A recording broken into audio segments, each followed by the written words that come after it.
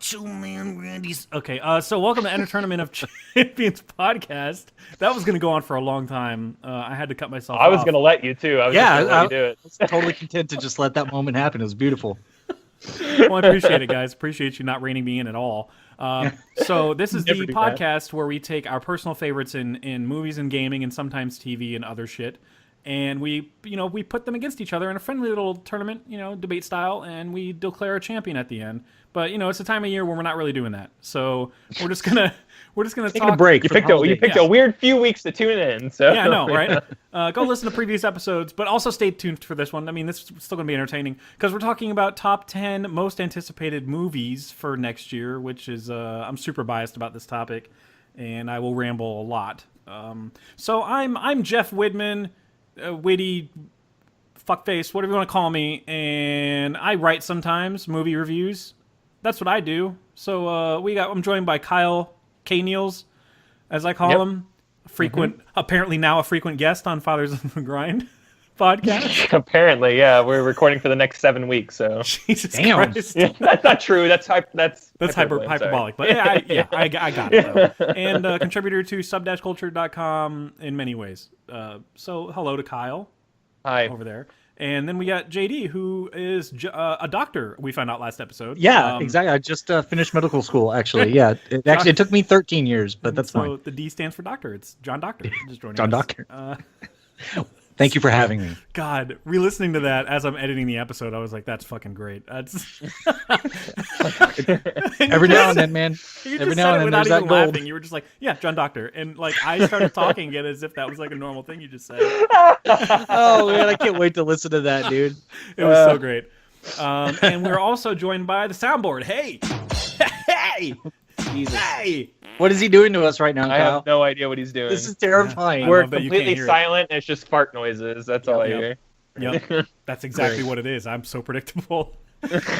So this week we're just doing, like I was saying, we're just doing top 10 movies that we can't wait for 2018.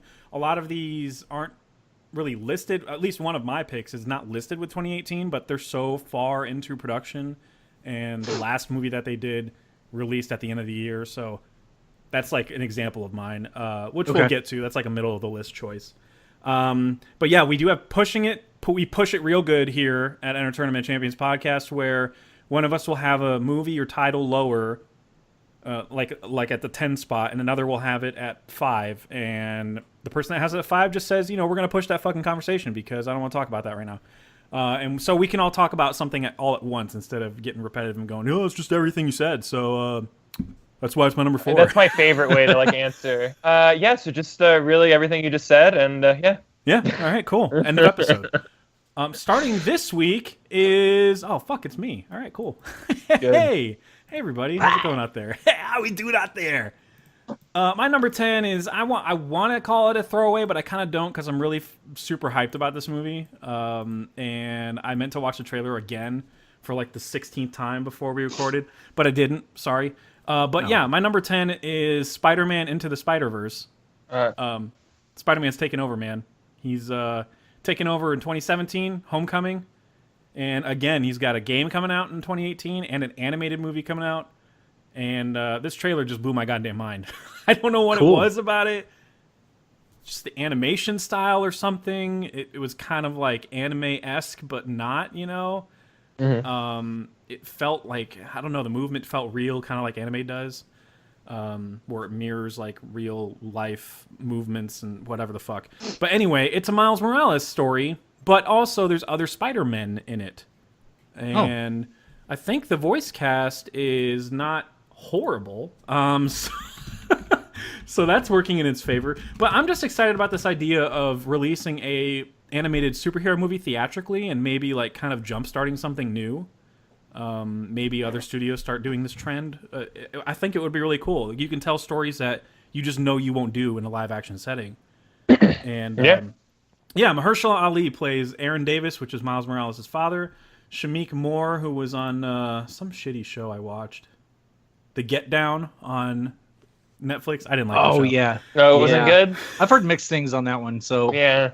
For everyone that's told me I need to get into it, there's been like 2 that are like, no. I'm just Same not for into me. that style. It's that why I never got director into it. that doesn't appeal to me. It's Baz Luhrmann who did Romeo plus Juliet equals Jeff hates it, and It's an equation of love. and he also did what's the Come What May shit, Moulin Rouge. Moulin Rouge, Rogue One, yeah. Rouge One, yeah. Jesus. He's just a very frenetic director, and it strikes me as indecisive, or other people see it as art. Whatever, that's fine.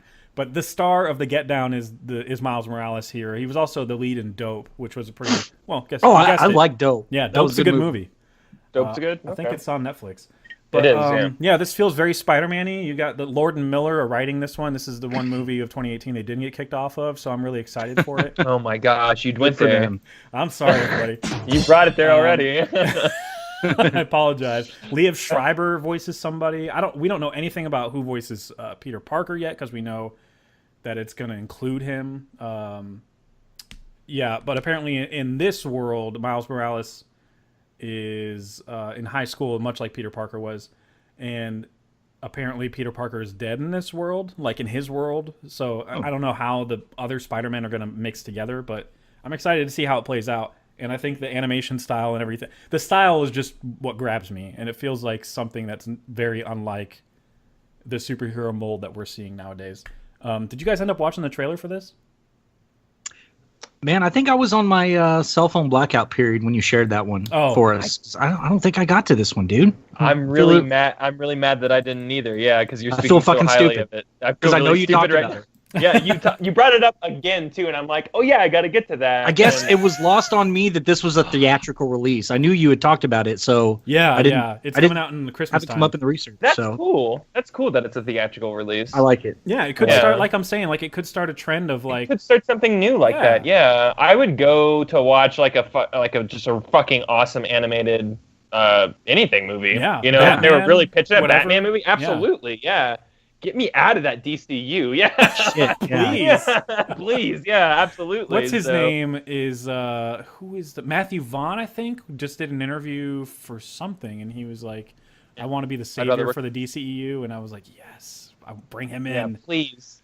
That's fine. Absolutely, yeah. I think he could absolutely turn it around. So. He just nails tone of whatever he's working on super well, and it doesn't always have to be hyper stylized. That's just the nature of movies like Kingsman. Kick-Ass has a little stylization, but it's more about the fact that it's a grounded R-rated superhero movie.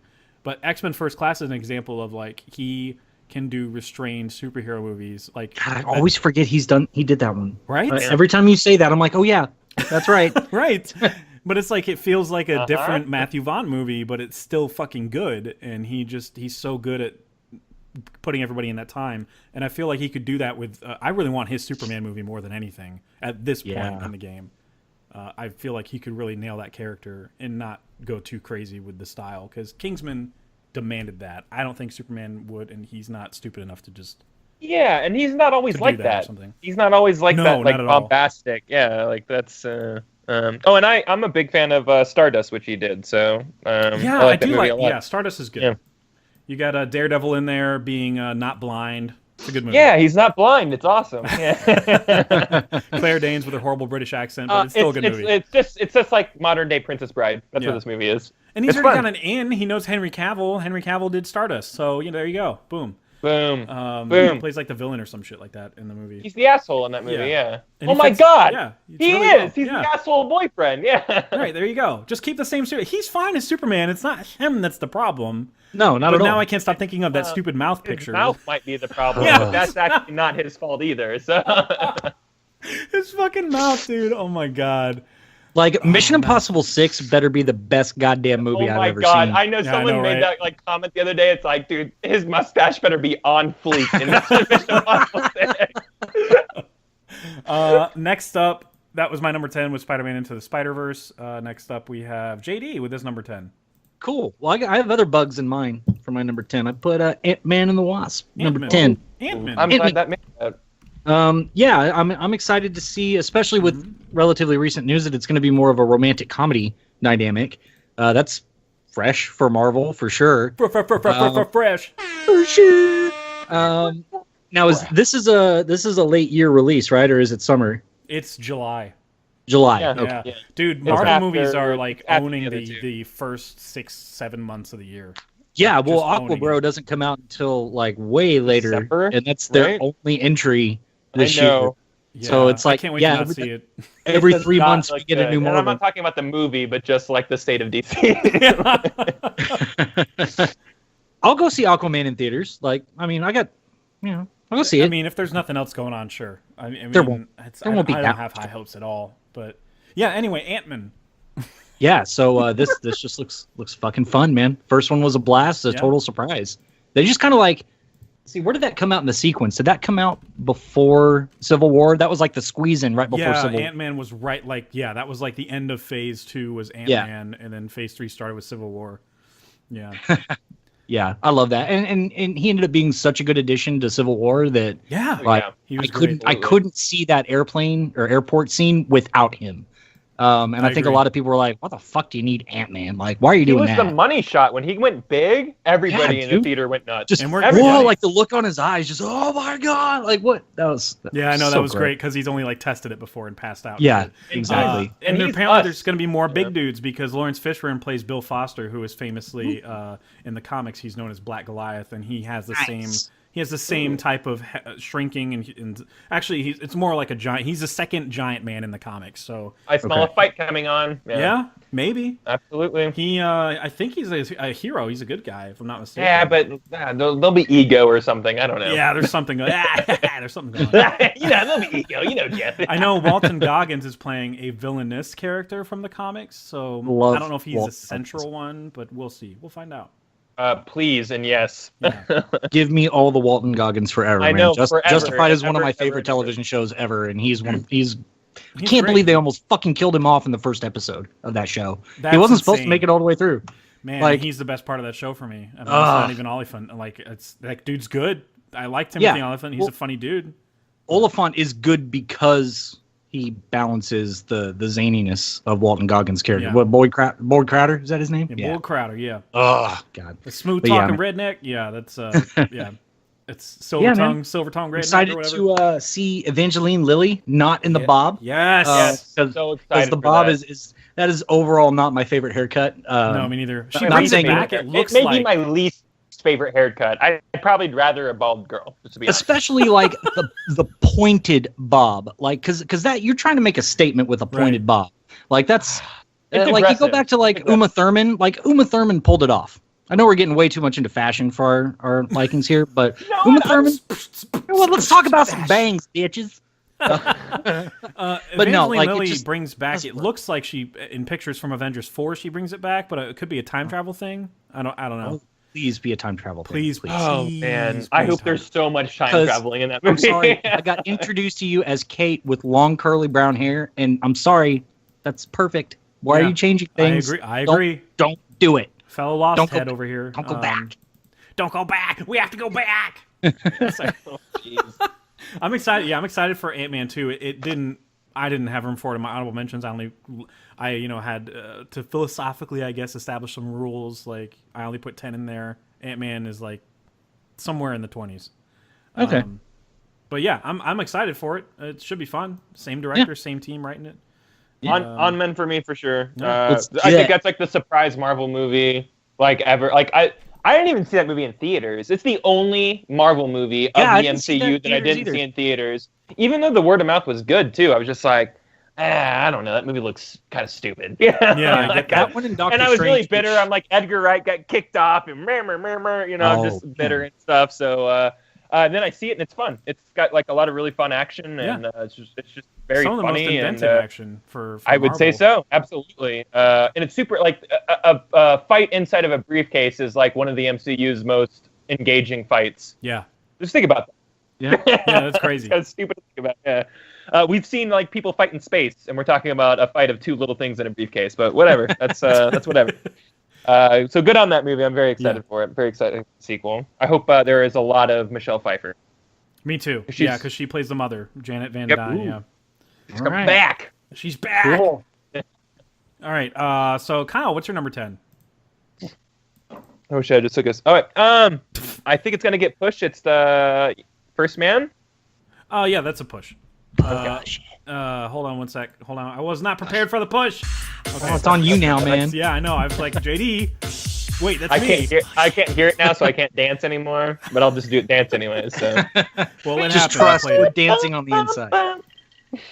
So that brings me. Oh, my number 9. My number 9 is. Who pushed it? Both of you guys? Or? Yes. Okay, cool. Nice. Okay, I don't remember seeing it on your list, JD. I don't know why. Yeah, man. I didn't look. I didn't even look at it. I was just like, fuck your near titles. Fuck that shit. It's bad. It's wrong. All right, so my number 9 is probably another push. It's Apostle. Yeah, we're pushing that. Okay. All right. Cool. So yeah, I played it in a timely manner right now. It wasn't like a. Yeah. JD, I think is your name. What's your number 9? I put Alita Battle Angel. I said nice. That really weird. Okay. Yeah, I'm really happy this made it. Battle Angel. There we go. That sounds better. Alita. Battle Angel. Battle Angel. I need Alita. Really, really cool trailer, man. Like I thought so cool. Like from what you guys were talking about, I didn't read anybody else's opinion on it, but were people like kind of critical of the art style? They didn't like the eyes. Absolutely. Yeah. I mean, like I don't know why. I mean, I'm not familiar with the source material at all, but I thought it was really good. Yeah, me too. Really good. I've seen the source material, and I thought it was really good. So on the big screen for sure. Oh yeah, the big screen was a hell of an appeal when I saw it before Last Jedi. Yeah, that's terrible movie. Yeah, that movie's terrible. Nostalgia, but Luke. It's not Luke. It's not Star Wars. So we're joking. Jeez. We're joking, guys. I know that's a serious opinion, but we're joking. All right, but yeah, that was a great trailer to see in the theater with that music. I don't know, just something about it felt super, like, way more epic. And I love the glimpse of action that you see is like just very, very, very, very brief.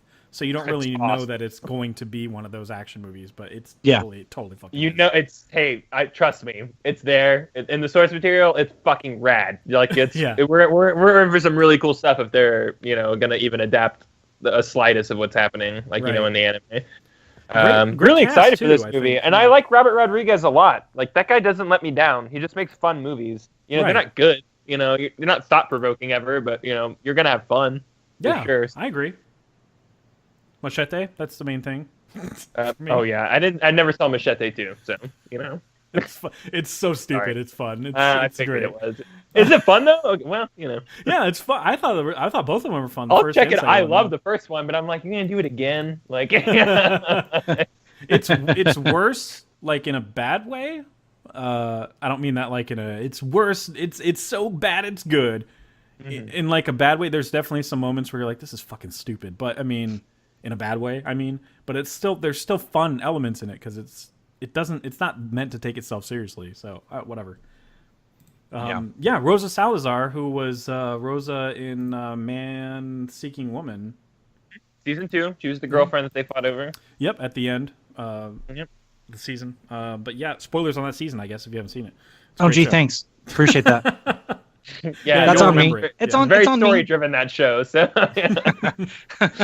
it's definitely not about the comedy that show. I'm super glad that she's a lead in something, even if me too. She's great. Hidden behind these giant eyes, which is what mainly I saw people have a problem with. Is like that's creepy. She's an android. Like it's supposed to have like an uncanny. Dude. Yeah, it does. Yeah, but And I love Christoph Waltz. I love Jennifer Connelly, Mahershala Ali. Dude, yeah. Ajax is in it. It's good. So that was JD's number 9 was Alita. Alita. So we're going to Kyle's number 9. God, I feel like you guys are going to push this one too because y'all are in a pushy mood. Isle of Dags. Yeah. It's a push. Pushing the Dags. Oh. Yep. Pushing the Dags. Pushing that Dags. Love them Dags. All right. Jeff, a podcast. You're the podcast hater, Wes Anderson. So. I'm not a hater. It's just Life Aquatic sucks. I know. All right, so. Hey, I'll kind of agree with you on that one, Jeff. Life Aquatic didn't reach me. I've only seen it one time. I saw it recently. When did you? Yeah, no. Jeff saw it recently, so I can't speak to that. But when did you see it, JD? About 3 years ago. Oh, okay, that's recent enough. So I mean, it was It was somewhat recently. And what's compelled me to get another rewatch is one of the songs randomly like pulled out of the recesses of my brain and got stuck in my head. I was like, where weird. the fuck do I know the song from?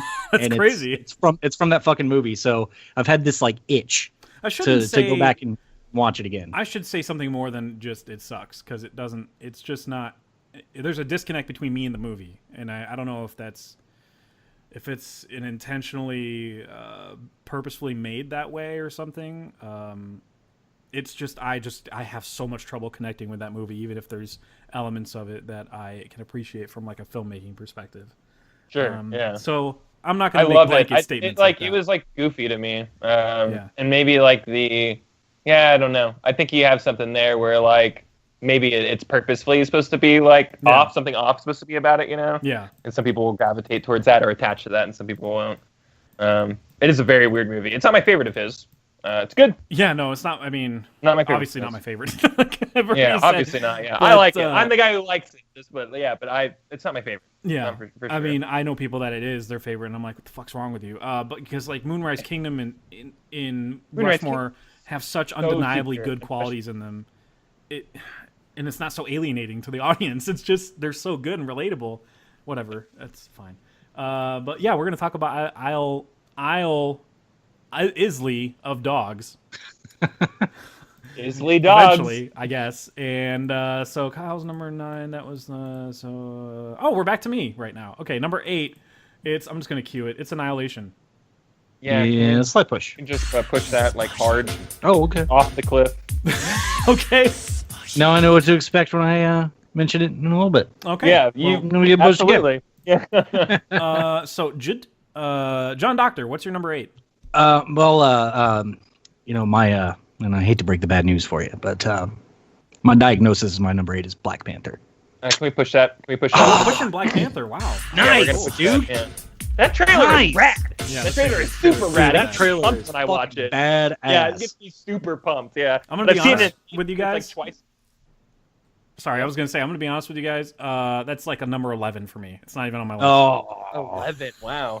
Just almost made it. Almost made it. I swear to God, it's like when I was damn ranking Spider-Man animated movie. I thought you were gonna drop like a real truth bomb. You're like, really? I'm just kind of not into it anymore, guys. Like, what the fuck? I'm hyped for it. It's just I told you guys like in our chat, not on here yet, but to let everybody know, I pretty much selected like 50 movies or 55 movies that I just felt had the most promise for next year, and then I just ranked them all, and then I just eliminated the ones that were like above 20. You know what I mean? Like 20 through 50, I just cut them out. So that's how I ended up with the rankings I have and the honorable mentions I have. And people will be like, "Aren't you excited for that one movie?" Yes, I'm excited for that one movie you're probably thinking of. I just don't. Because you're average moviegoer, and I fall into that group at this point. I don't know more than like 20 that are coming out next year unless you tell it to me. So you're talking about a list of 50. I'm like, I barely squeezed the list of 30 together. Right. Yeah, I'm barely approaching 50 movies for this year, much less thinking about the next 50 movies. I'm barely going to struggle to see next year. I'm glad we have the encyclopedia here to illuminate us. You'll see what really happens behind the camera. I see you pushing up glasses up your nose too. Like I can see it in my fucking That is a physical thing I do. So Kyle, what's your number 8? My number 8, it's kind of higher than I thought it would be, but I fucking love this series, and I love Shane Black. It's Predator. Ooh, nice. Yeah, no, really excited for JD? for this movie. That's a no for JD?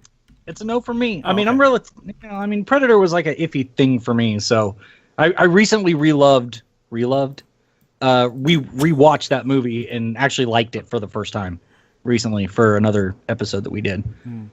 So I don't have that like attachment to it, but I'm excited for it. Kind of forgot it was coming. Hard attachment for it. I grew up with this is another one of Papa Neely and Kid Kyle movies. You know, we would just sit down and watch. Yeah, and we love this movie. Jesse Ventura was in that movie. It's just fun. It's just absolutely. He has the best lines too. It's just great. 9/11 was an inside job. Oh my god. Yeah, listen to him on the Joe Rogan Experience. He's a fucking nutbag. Yeah, he is. Or nuts. Anywhere. Just listen to him anywhere he's talking. Yeah. Yeah. Anyways, I'm really excited for this. We don't know anything about this movie. Nope. We know that it's Great in cast. canon. Yep. We know it's the 4th movie in the series. Alien versus Predator withstanding. We're not talking about those. but that they're not connected either. But yeah, it's going to continue from what Predators kind of did, even though I doubt we'll be on that planet again. I have no idea what to expect, to be honest. Yeah. But I know Shane Black was attached to the first movie, and more than just acting, I think he helped do stuff with this. I don't know. He had to have helped write the script. I thought he wrote it. Right? Yeah, I thought he wrote it too. He was in it, though, for sure. He was absolutely in it. He was the weird guy with the vagina joke. Anyways, that's not appropriate. 9/11. It's not. I don't like that joke. Anyways, I'm really excited for this movie, man. I think this is more Shane Black's like area, and I don't know. I think that this is going to be fun, and I want to see him write another Predator movie. So, I mean, that's the Predator movie that I like, the first one. So I'm excited for a Shane Black movie. That's my excitement for it. It probably was in my 30s or something when I ranked the movies. Yeah, I'm pretty excited for it. I'm pretty sure there's some type of. It takes place between the second one and Predators. That's apparently the timeline for it. Okay. Because Predators does take place in the future. Well, right? you don't really. It takes place on a completely different planet, so like time is kind of irrelevant. Yeah. Interesting. I still have to see that one and Predator 2 for that matter. Predators both those movies are fun. I don't know if they're good, but they're fun. Great cast though. You got Boyd Holbrook, Wolvie. Hey, Wolvie. Hey, Wolvie. Yeah, from it just kills Logan. me to see it like this. Oh man, I like that guy. Yeah, he's the lead. You have Olivia Munn pretending to act still. It's good. I love her acting. This movie is off my list now, so thank you.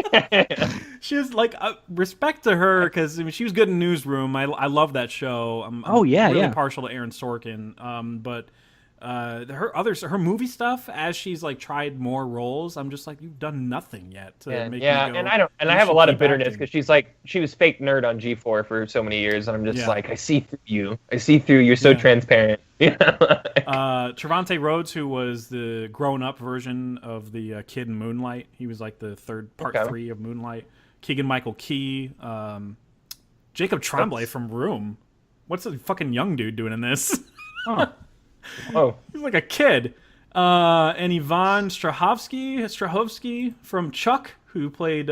She's like the main girl from Chuck. What's her name? Oh yeah. Oh, I like her. Sarah Walker. Miranda from Dexter. Yeah. Love the bad season of Dexter. Yeah, she was unfortunately in the bad season of Dexter. Alfie Allen, the guy who got his wee choped off in Game of Thrones. Oh yeah, that doesn't sound familiar. I'm a Greyjoy. I don't know what that show is. Thomas Jane, Jake Busey still does stuff.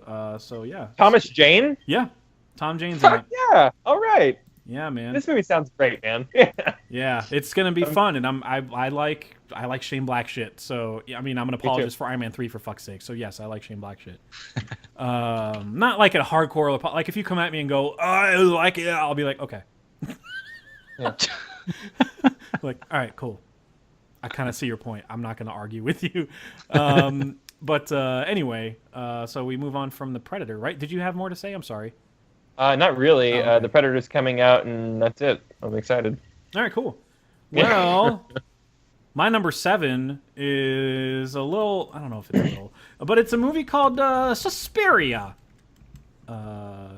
What is this? It's not ringing any bells to anybody. No. Yeah, I'm like, are you saying the name wrong? I don't... No, it's Suspiria. It's Suspiria, and it is a remake of a 1997 movie that is it's a cult horror film. That it's Italian as fuck throughout, and it's about like a ballet student. It's like Black Swan-ish. So it's like a ballet student goes to this great dance academy, but realize there's like a bunch of murders and there's something supernatural and sinister going on there.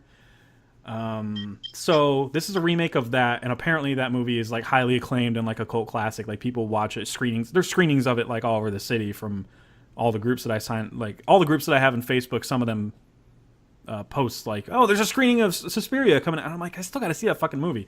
Anyway, I'm really excited for it. You got the director of this year's Call Me by Your Name, which is getting all the fucking buzz in the world. It probably might win Best Picture this year. He's the director. I mean, I haven't seen that movie yet, so that's not. I mean, he's a quality director, but that's not where all the hype comes from. This is Tom York's first movie that he's gonna score. I'm fucking hyped. Like, that's how hyped I am. I want to see some weird art house horror movie about a ballet academy, and Tom York's score is gonna play over it. I am so Sign me the fuck up for that. Seriously. Great cast too. Dakota Johnson, everybody's favorite from the 50 Shades movies. Oh yeah. Don't do that. Look, she's a good actress. She's just not in good movies. That's all it is. I've seen her in other stuff. She's fine. Chloe Grace Moretz is in it. Tilda Swinton, who of course if you do a horror movie in a ballet academy, you got to include Tilda Swinton, or it's just not a thing. So I'm pretty excited for it. It's an Amazon movie. They're the distributor, so they know how to pick them, in my opinion.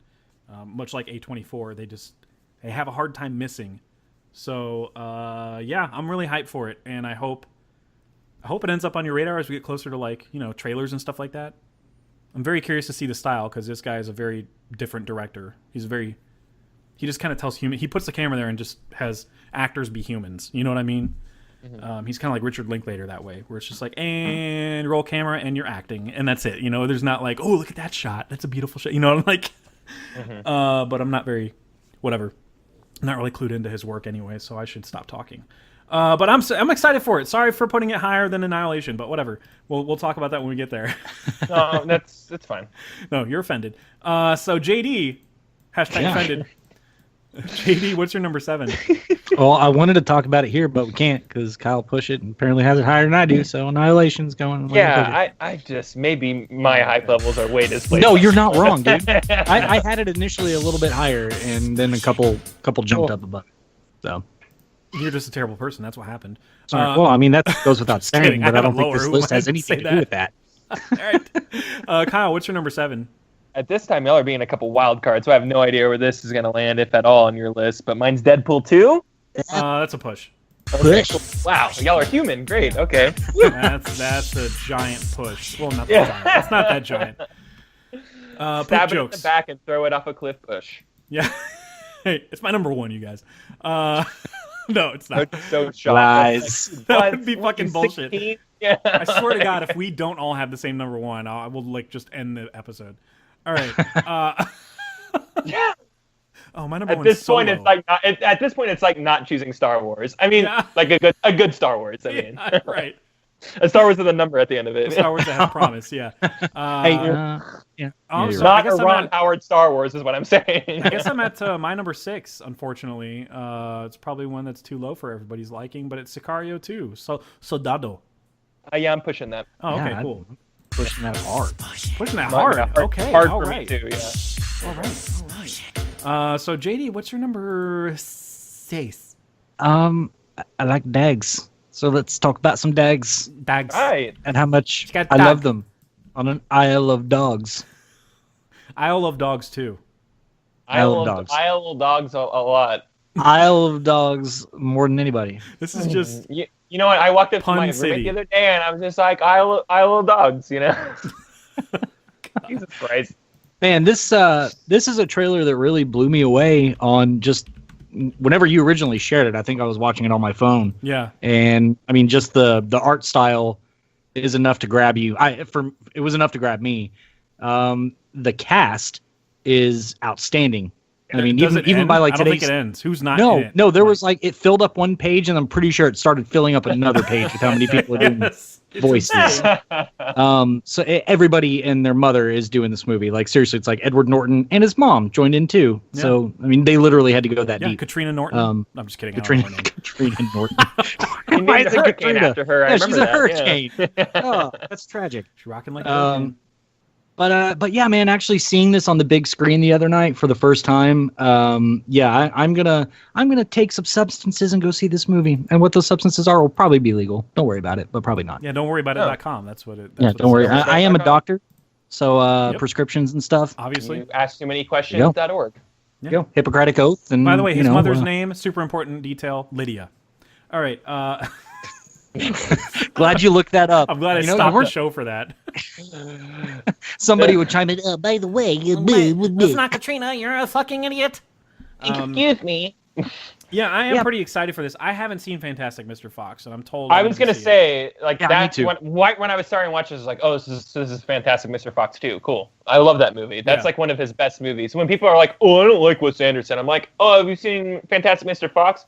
No, well, that's why you don't like him. Like that's a really fun movie, and like it's just the way it's shot and everything. And I'm pretty sure it's stop motion. It's just like, wow, how the hell did they do this? You know, like this is so time consuming, and people just don't make movies like this anymore, if not ever. So I'm very excited for this movie. Yeah. And a lot of his movies are very cartoonish to begin with, you know. Yeah. So I like how he's just like, fuck it, guys, I'm going deep. Full on puppets. So I'm all into that. So I guess they're not puppets, but whatever. Yeah, I love the story too, that dogs are all quarantined because of some flu or whatever that they caused. Yeah. And they're just like, they just talk like regular people. That's the funny thing, is like they're cartoons, but they're just like, hey man, how's it going? You know, like there's no like, oh, I'm a dog with personality. They're just like regular dudes that are like bored. It's just normal. Yeah. You could say they're blue collar. Yeah. Mm. Yeah. Mm. Yeah. No. I mean, I'll play the drums just because. Thanks for the sympathy drums. Thanks for the sympathy drums. But yeah, Bryan Cranston, also another voice. Bill Murray, Jeff Goldblum, Liev Schreiber working again. He's a hard worker in 2018. Yeah. Courtney B. Vance is a narrator. Harvey Keitel, ScarJo. If she's not voicing a movie, I don't care to see it. True. She's got one of the best voices like ever. I swear to God. I know, yeah. Greta Gerwig's in it. Fucking awesome. I love her. She did Lady Bird. She directed and wrote that movie. Awesome. She's in movies too, and when you see her in movies, it's hard to not fall in love with her. I'm gonna be honest. It's not like if you look her up, it's not like she's in 20th Century Women. I've got that coming up on a watch. So she's not like this, like it's not like Scarlett Johansson. Let's compare, okay? It's horrible to do that, but it's not like she's like this insane model-esque, unrealistically beautiful woman. She's pretty, but it's more like her personality. She's just so fucking funny, and she's a natural. Like she's just a fucking natural, and it's almost like she plays it off like she's a little crazy. And she's really not, though. She's just, I don't know, man. She's a natural. You got to see 20th Century Women. She's great in that. She's got a scene where she makes everybody around a dinner table say menstruation, and it's hilarious. It's so fucking funny. Just look at me. Don't look down at the floor. Look at me. Say menstruation. Menstruation. Menstruation. Why are you saying it like a question? Just say menstruation. It's such a great scene. Oh, man. Anyway, love her.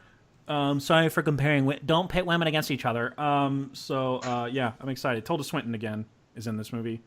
God, busy. Yeah. Ken Watanabe. I love him. Love him. Frances McDormand. Great year for her, I think, with 3 Billboards. Awesome. And Yoko Ono for some reason. So she's going to ruin this too, like she did the Beatles. She's going to go. There's Yoko. Like, there's no denying that. So, Kyle, what's your number 6? My number 6, we pushed it earlier. I feel a little weird about saying the name, so I'll just say African American Panther. Person of color Panther. Person of color Panther. Anyways, it's a Marvel movie, and it's totally okay. Yeah. Where was this? Had to add the drums to signify that it was actually a joke. Anyway, I had this at number 8. On my list. On the list, unlike Jeff, who hated this movie and the trailer, but on your list, that's good. Yeah, I hated it. Jeff had a measly 11 of 50 movies. So. Yeah, it's terrible. It's so terrible. Anyways, I'm real, dude. Talk about like excitement before the movie came out because of the work they did in Civil War. You're like, oh, I like this guy. Ready for the movie. Yep. Don't really know a lot about him in the comics other than that he hooks up with Storm and they end up being like the royalty married couple in Africa, which is what is the Wakanda, which is fucking awesome. You said he hooks up with Storm? Yeah, they're married in the comics. Yeah, they have kids and everything. Yeah, it's gonna happen for realsies now. And guess what? We can do it now. We could do it. Yeah. It's gonna be so great. After they fire 10,000 people, we're gonna be able to watch it. It's gonna be great. Well, I'm not a government. Stop it first. So. Did you hear them looking into all that? Do what? The FCC and the government are like looking into like this. Not the FCC, government's like looking into this or whatever. I don't like that people are celebrating that because the alternative is Fox just stops making movies and fires a bunch of people. Yeah. So like, I mean, would you rather Comcast, who is also a monopoly, who owns Universal? They're selling right now. Someone's gonna buy them. Yeah. that's the reality of the situation. Yeah. Like, I mean, like, I don't understand. Anyways, that we're getting. This is like the equivalent of owner of a house has a garage sale, and an owner of the house next to him walks over and is like, "I want to buy all your shit." And then the other neighbor, like people that live way down the road, are like, "You can't sell all your shit to him." It's like, dude, that shit's out. It's out of the house. Like, it's Would going. You rather I set fire to this in a garbage? I can set it on fire because I'm gonna do that. Yeah, right. No, like at the end of the day, like it's just gonna stay out here. Like I'm not bringing it back inside. Exactly. It's so dumb. Anyways, movie looks great. Super excited for it. Very visual. Like I think we're like in a post Guardians of the Galaxy Marvel universe now, where everything kind of borrows from its like aesthetical pleasingness. I guess if I could get away with saying lots of colors. Yeah, a lot of really good colors. No, not at all. Shit. Stop it. I'm the worst. The worst. Anyways, I'm really excited for this movie. I'm really excited for what's his face. Oh my God, Gollum. What's his name? Andy Serkis. Yeah. Andy Serkis is playing him, and I'm excited to see him in front of a camera. Yeah, and not just him in his likeness. Him too much just playing, like CG characters, which is great, but like, yeah, I'm really excited to see him like be a badass and be a bad guy and all that stuff. And I like his motives too, because he knows what Wakanda offers, and he's tired of them parading around as if they're a third world country. Yeah. So his vendetta is to basically expose them to the world. Yeah, out him. Exactly. Yeah. And he's lost his arm too, so he's really bitter about shit. Yeah, he's really bitter. Some robot took his arm, so he's mad about that. Hey, look, Ultron was very apologetic about that. He didn't know that. It's okay. He didn't know that, like, bodies were that, like, fragile. Yeah, he didn't know. Fragile. How could he? He was born the day before, so it was the first day that he touched somebody, so he was literally born yesterday. Yeah, literally. Yeah, I love that. I love that too. That's even though I think Vision said that, but still, still great. They shouldn't have, but it, still true. I love that Martin Freeman is back as his character from Civil War, who is he's a CIA whatever. He's a CIA member of CIA, and he is like somebody that interfaces with Black Panther a ton in the comics, so it's really cool that they're like, I mean, they're doing this like 100% straightforward, not straightforward, but from the comics at least, like you'll recognize everybody in here. I always worried how they were gonna like visualize Wakanda or whatever, because it's supposed to be this futuristic and that was the part I was most afraid about, and they fucking nailed it. Like it's like tribal Blade Runner, like that's the only thing. That's the only thing I can like describe it as, and I'm very excited for the whole aesthetic of that entire like area, entire world. So it's futuristic, but in a sense where like it's still true to the culture that they have. Yeah, like they're still fighting with spears and shit. Right. But they're still. But they're flying around in flying cars. Yeah. There's just technology's on a whole other level, but they don't live their lives like reliant on that. They basically just create it just because.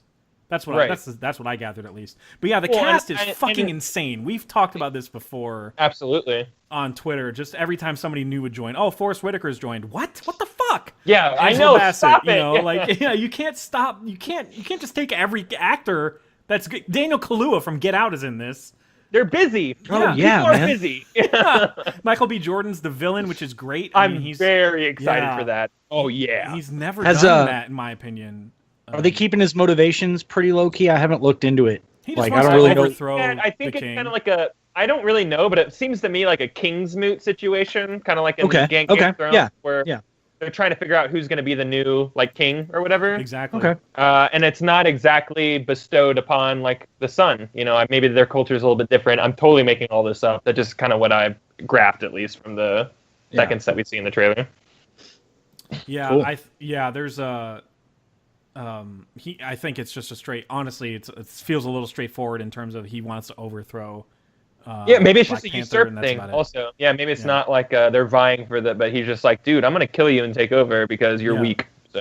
And I feel like Andy Serkis is going to help him because it seems like they're walking around together a lot. And Andy Serkis maybe has some resources that once Michael B. Jordan's character is like, I assume he's like thrown out of the tribe. And that's when he encounters Andy Serkis is like, hey, I'm going to help you get your throne, or however he talks.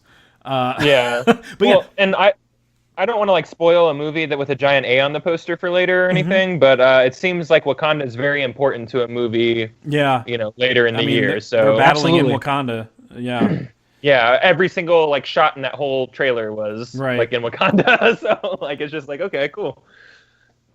Yeah, so, I'm excited to see how this like fits into the bigger picture, and if it doesn't, I'm totally happy with that also. Yeah, like, exactly. If it's a standalone like thing, standalone, whatever. Like stories, like there's plenty of time to bring them all together, but there's very little time to see them shine on their own. So, I think that Ryan Coogler is a director that hasn't missed so far. He's done Fruitvale Station and Creed, which are both incredible movies in their own right.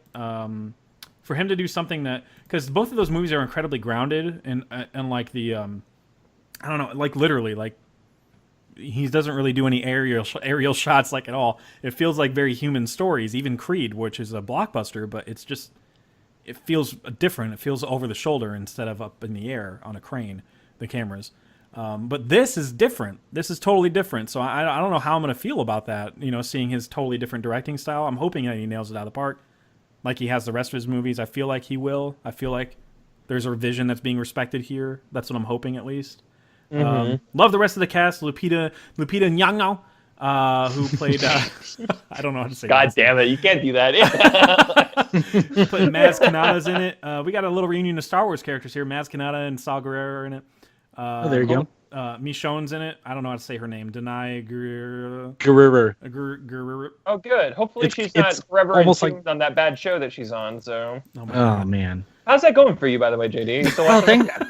Thanks for bringing that up, Kyle. When I woke up this morning and I was slitting my wrist and rubbing salt in the wound, I was like, I hope Kyle brings up this thing that's somehow worse than this scenario right now.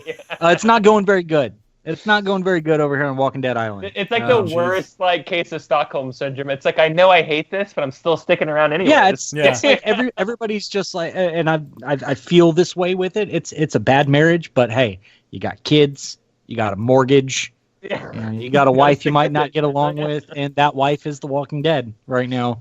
I can't quit her, not yet, but I'm really not getting any reasons to stay, and I don't know why I haven't pulled the plug yet, but. You're just dead inside, too dead to move. I'm so used to Sunday night being like, I'm like a walker or a roamer or whatever of the 8 million things they've introduced that we're gonna call it. I feel like it's a product of Sunday night syndrome. Like that used to be the night for television, and so it's still in my brain that like my Sunday night shows are still the best shows ever. And other than Game of Thrones and a couple others, it's really not true anymore. TV's everywhere now. So I need to evolve. Except Fridays. Fridays is where they still put things that die. So. But isn't Shield going on Fridays? Yeah, that's why they put it in Fridays. That sucks. No, the network does not want that show, and Disney's like, no, you gotta. So that's kind of what's going on with that show right now. But yeah, I'm. I said going into this season, I'll give it through the end of this actual season before I. So you're not going to quit it after that season? I might. Might see it through, so I don't have to, because I still want that like. No, I have no problem relaying the shit to y'all. It's comical. Yeah, I like the satellite like feedback where I don't have to. Because you guys know I'm not over here just like, oh my god, he did the thing, and like I look at you like a hostage, and I want to save you, but I kind of want to know more about the person who's kidnapping you. Also, it's like a hostage that you have a video camera watching. You're like, okay, they're still save him, but there's some really good. Good footage going on here, yeah. Yes, exactly. It's like, this is just too compelling. I can't give up this sort of entertainment.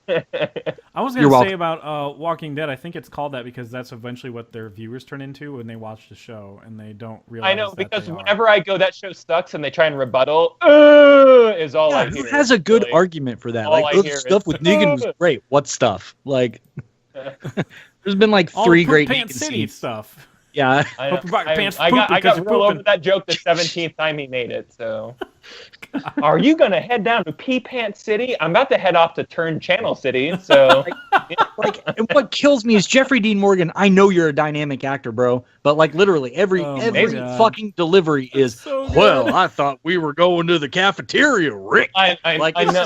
It's very like foghorn leghorn to me, you know. Well, I say, we're gonna get down to this business. I tell you, Maria, I'm gonna have a McPick 2, Maria. I'll take the nuggets and the Big Mac. Like everything. You can do everything in that delivery, and it sounds terrible.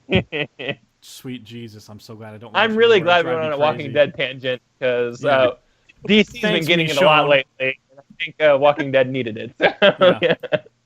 Absolutely. But I guess back to the list or whatever if we still want to bag on. Whatever. You know what? Fuck the rest of our list. Walking Dead, you know what?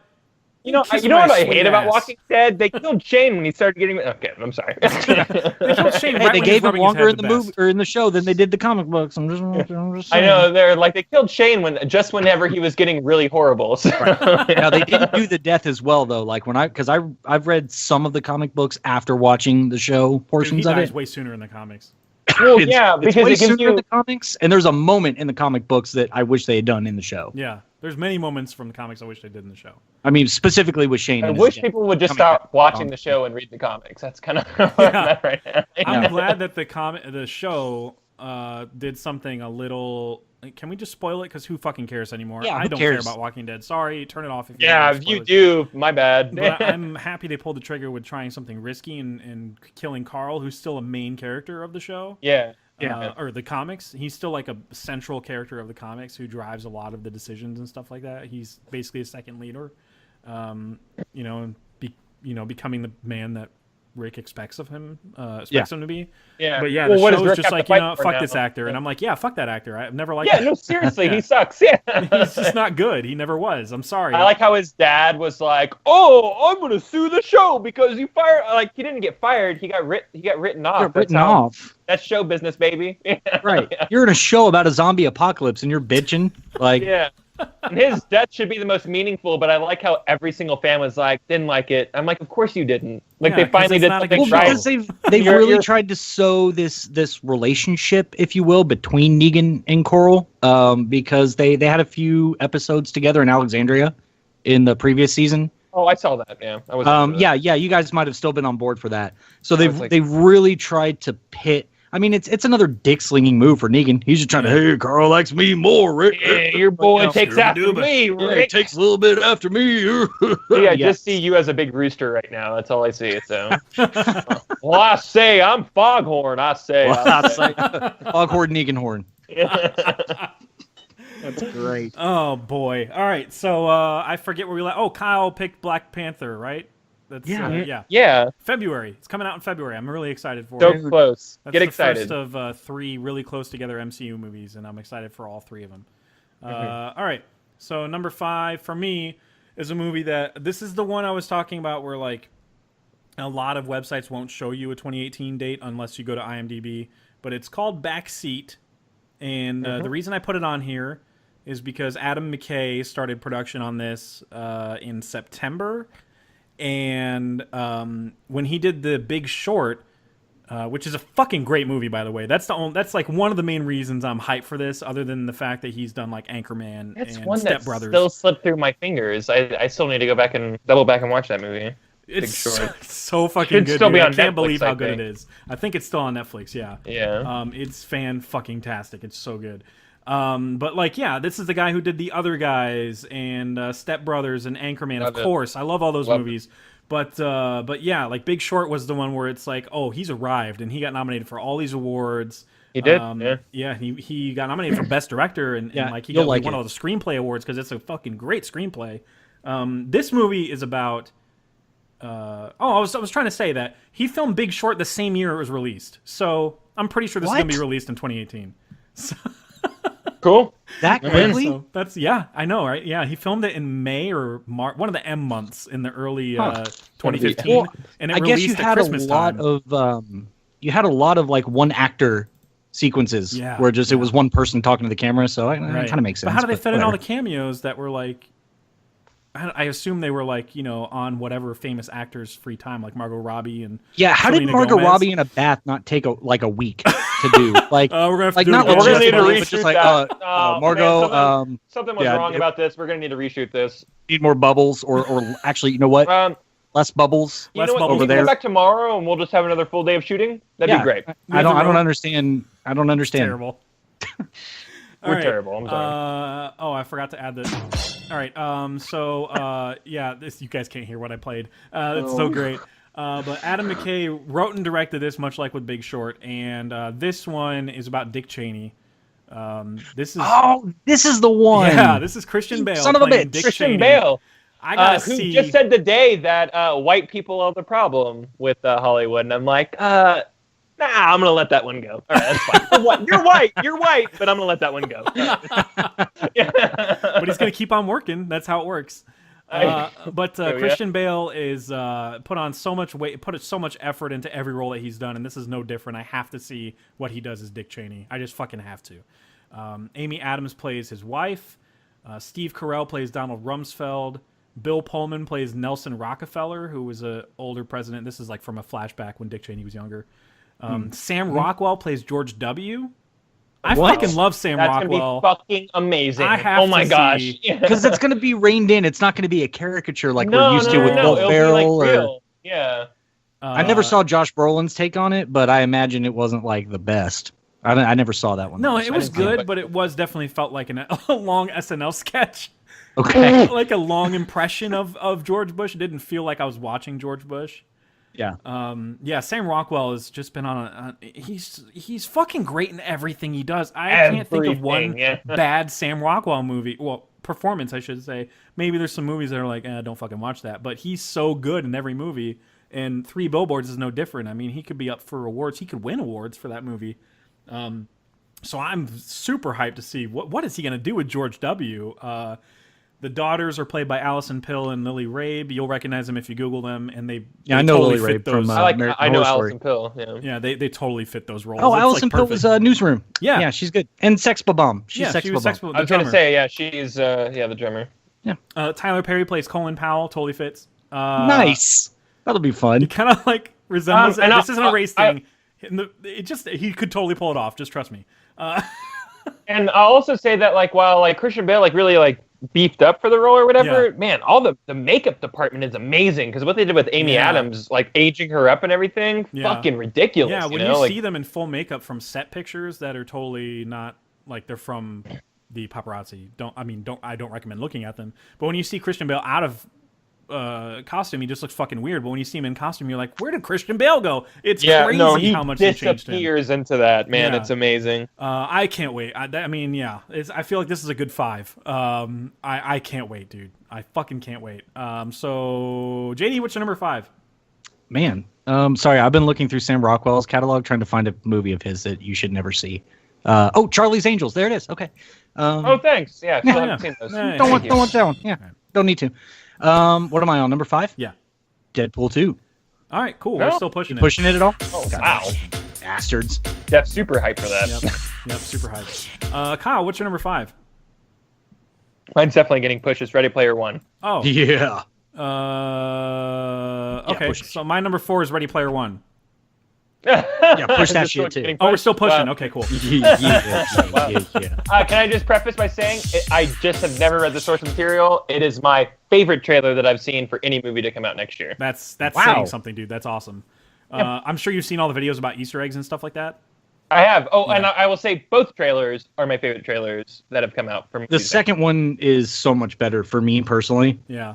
The first one's still good because it's a great introduction and it's more meant for readers to be like, well, obviously Kyle said he liked it too, but that's all I had to go on at that point. So I never have seen that universe or been explained what it is to me at all. I just learned the other day that Middle Earth and all these other worlds are in that game, and I'm like, what? everything ever created in the history of nerddom is in this fucking movie. I just learned that 3 or 4 days ago. So I don't know anything about this book, and that first trailer really pulled me in because I was just like, oh, Freddy Krueger, the DeLorean. I was picking out every little. I was picking out everything. Nothing was escaping this. Because I knew to look for because y'all were saying that all these properties were in this series, and you had no idea how it was going to be shootable, and I still don't because think of how expensive getting all these licenses are. Yeah. It's fucking crazy. Spielberg, if anybody can do it, it's him. And I know, and that's the thing. They probably just gave it to him. They're like, "Yeah, dude." Yeah, and I know they had to have only grabbed the references they could get afford. I'm sure there's some that you can't touch those. I'm sorry, that's just that's just not. I doubt Middle Earth will be in there because the Tolkien estate is very selective of what gets what gets to use there, you know. They almost had the Beatles and fucking Stanley Kubrick do whatever. That's fine. That's very selective. You're right. That's my favorite. Oh my god. Read any article about that travesty of a production, or what could have been. So you know, glad it it's didn't amazing. work out. Oh my god! I think the Beatles wanted Kubrick, and Kubrick was like, "What the fucking no? What are you know? hiding?" I read like the script, like which I think John Lennon wrote, and he was like, "Nah, dude, no way." It's crazy. Yeah, we'll talk about Ready Player One in a little bit, I assume. So, JD, what's your number 4? I put First Man at number 4, and that's pushing. okay. So Chazelle, that's it. Y'all are some Chazelle fanboys or something? What the hell's going on here? Yeah, it's Chazelle, yeah, what is that? Friend. So, Kyle, what's number 4? Are we still pushing this? Is Soldado, or is I the one that pushed it? I got it. Mario 2? I got my number 3. So we'll talk about it later because we got Jeff's number 3. Yeah, we'll do mine first, and then we'll go to. You push it. You play the music though. Oh right. Okay. Slight push. Okay. So my number 3 is Dead Poop. Sorry. Oh, we're here finally. Yeah, we're finally at Deadpool. Feels like a long time since I brought that up. 17 seconds ago. I fucking love it. Yeah. Deadpool 2, man. So this movie, let me tell you something. Okay? Let me tell you a story. There's no story, actually. Just being stupid. But yeah, the director is David Leitch? Whatever. The director is one of 2 directors who did the first John Wick, and he did Atomic Blonde. Ooh. And we're getting Cable and the beginnings of the X-Force.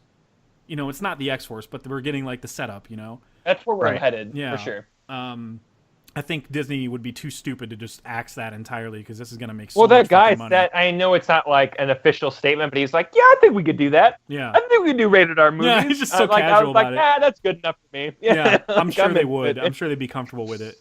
But yeah, it's bringing Cable on board, who I've been waiting so long to see in a goddamn X-Men movie of any kind. But I said the same about Bishop for the longest time, and look how that turned out. Yeah, I know that was a giant bummer. We're not going to get that. This not happen. It's not happening like that again. No, it's not. Especially because they got Josh Brolin for it, who we know is a good actor. And now plays 2 characters in the MCU, so he's taking it super serious. You can see how jacked he's trying to get for the role.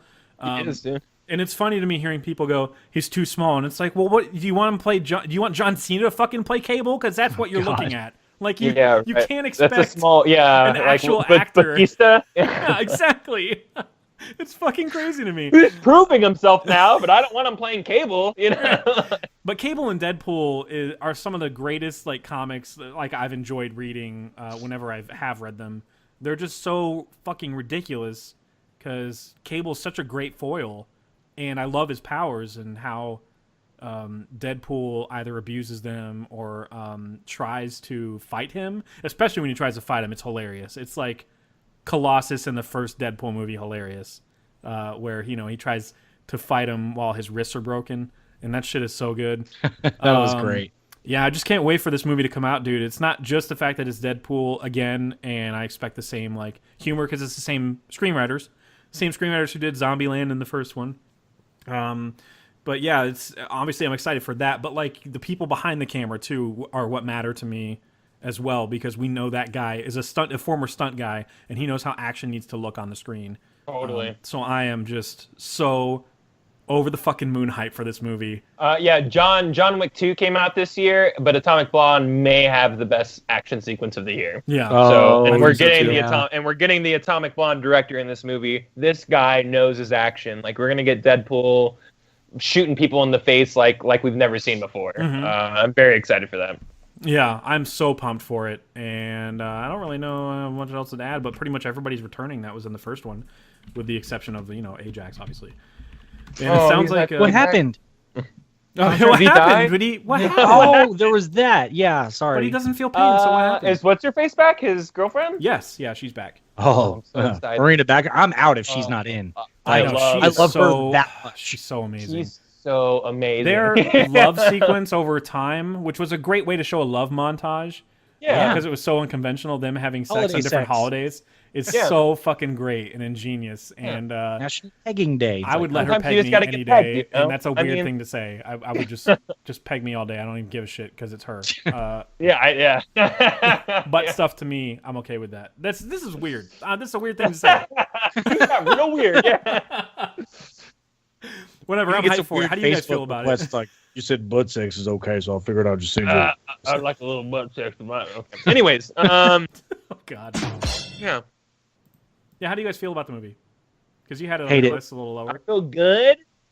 I feel great, man. Yeah, I feel super great about this movie. Great. I know that like whenever the director was like, "I'm leaving," the original director, everyone was like, Tim Miller, you know.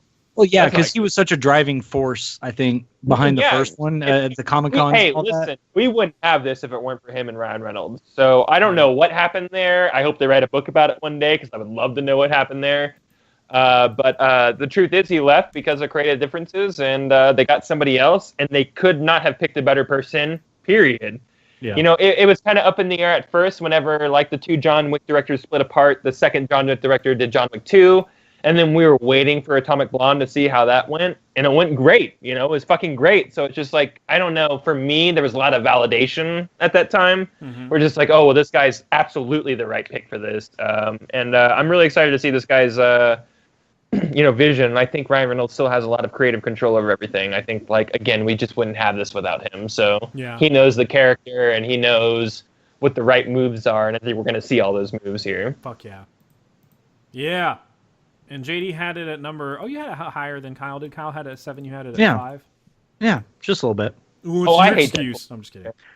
What's my excuse? Mr. Black Panther not on your list. What? I'm just racist. That's why it's not on my list. I know. Well, see, he was trying to like skirt around the whole conversation of not having to say black, which he landed on you and I. So I don't shy away from these type of heavy, things because nobody can backlash on me. If we were a Backstreet Boys like band, you'd be the bad boy, JD. That's what you're saying right now. I would be the guy with like the shitty curly hair. The shades, the aviators. The shades. Oh yeah. Mm-hmm. You know what? I think one of those guys was actually named AJ in Backstreet Boys or NSYNC. I don't remember. So I've already got the initials going for me. The initial, yeah. Yeah. I need to lose about 60 pounds, but other than that, I think we're the 30-year-old Backstreet Boys. We're all Dad bod Street Tell Boys. I wanna keep this weight. Anyways. Hashtag truth. So that was my number 3. So we can talk about Sicario 2, Soldado. Which the trailer just dropped for that today as the time of this recording. Go watch that trailer. Yeah. I need to watch it on a non-phone. I need to watch it not on a small screen, but yeah. Fucking amazing. When Josh Brolin goes, he's just like, what's the situation this time? He's like, no rules, man. Like, no rules. Just go take care of it. I'm excited to see that. Unleashed. Benicio del Toro, Unleashed. Super cool. I love the first movie. It's a movie I didn't see in theaters. Jeff, you fawned about it all year, and it was one of those movies I saw at the very end of the year, and I go, dude, you should have been talking about this movie more, like I always do. Like, what the hell's your problem? Like Score. Yeah, super fucking great movie. Ended up being very high on my list, like absurdly high that year. That was my number 1 when we recorded. Yeah, I couldn't. Like, that's how passionately I felt about the movie. And I wasn't like, oh my god! Like I was like, no, that makes sense. Ex Machina came out that year, right? That was the same year. Well, Fury Road did. So I've reassessed my list, that's number 1 for me. But Fury Road. Yeah. Well, there's 4 movies that were mainly like the ones that we were thinking of for 2015. It was like Sicario, of course, Fury Road, Ex Machina, and Force Awakens came out too. Those were like the holy movies of that year, basically. What a year, man! And Big Short came out too, and I fucking love that movie. And Spotlight. Two really good movies. Yeah. I think we had to like postpone a recording after I watched that movie. I was so devastated. Like Spotlight, really. I was like, I need like, I don't know, a minute. Yeah. That movie wrecked me. Yeah. And the credits. So, that would have ended very high on my list. Theater as the credits were showing you the cities, and I was just like crying more. Crying more that they showed more cities that were affected. It's something about that movie, dude, that the first time you see it gets like brings so much out of you. And then I had to sit in theater the whole time, like sitting through the credits like a fucking idiot, because I was the only one in the theater. I had to sit in the theater, like I can't just go walk out there and be like, "Hey guys, are you okay?" Because I'm okay. Like when they show that first list of like 50 to 85 names, however many names are on that first list, and then they go to the second page. Yeah, and it's like around the world instead of the U.S. That third page, I like audibly started crying, like just like bad teenage girl crying, where a roommate came in and was like, "Dude, are you all right?" I go, "No, dude, this is awful. Yeah, how could they do this?" It was bad. I've never had a more visceral reaction to a movie than that movie. It would have ranked very high on my list if I had seen it that year. So I guess it's why I went on this. Great movie, and it's just like Sicario. So Sicario, no, I'm just kidding. It's exactly like Sicario in every way. That dinner scene is exactly like that newsroom scene. Anyways, okay. I love that scene in the trailer, at least, where Benicio is just unloading an entire clip into a guy, but he's not shooting the gun. He's holding the actual whatever you call it. Whatever fucking part. He's holding the gun, but he's like shooting it like kind of just like fingering the gun. It's the way that cowboy shot, like it's a very cowboy, but it's a revolver technique that he's using like on an automatic pistol, and it's fucking awesome. It's amazing. Really rad. And when they say unleashed, you feel it because he's out in public doing this shit, and it's no big deal. Yeah. And trying to take care of it. Josh Brolin looks like he's going to be on the field a little more. Yeah, I'm excited for that. Yeah, it's all about the dudes, and it's the thing is like Emily Blunt was there to be kind of the restraint for these guys. Yeah. She was meant to at least be the present entity so they could go on a raid that was questionably legal. It was not really legal, but it was, as long as she was there. And now they don't really have that. I think it's kind of aligning with the government just giving these type of entities just carte blanche and just letting them go fucking do whatever they want with no consequences at all. Because that's kind of honest to what's happening. Whether people want to face that reality or not, but the movie forces you to, and it's rough, and it feels similar to the first one, despite a different director. Like you see the overhead landscape shots and stuff, and I'm like, oh yeah, that feels like Villeneuve is back in the saddle, even though he's not. But yeah, I'm really fucking stoked, man. And fine if it's just those two guys, I don't give a shit. That's fine. I'm hyped. I don't really need it anymore. Yeah. Yeah, Emily Blunt, she made her choice. She chose to, back away. She raised a gun to the guy and decided she couldn't live with herself to kill, what's his name, Alejandro. And she backed away, man. She made her choice. She's not one of the wolves, so her story's done. So I'm glad that she's not in it, honestly. It would feel cheap. It would just feel forced, exactly. Yeah. They were just like, and she's back. And she's gonna be she's the moral compass again, everybody. Right. We've seen that story. I don't want to see her struggling with these guys again. I want to see these guys with nobody asking them, "Hey, why are we doing this?" Yeah, the naming is appropriate. Right? It's soldado means soldier. So yeah. Oh, nice. Soldiers of the drug war. Yeah. Mm-hmm. Which is. I like that. I mean, the reason I put it a little lower, it's at 6. I mean, this trailer still got me hyped.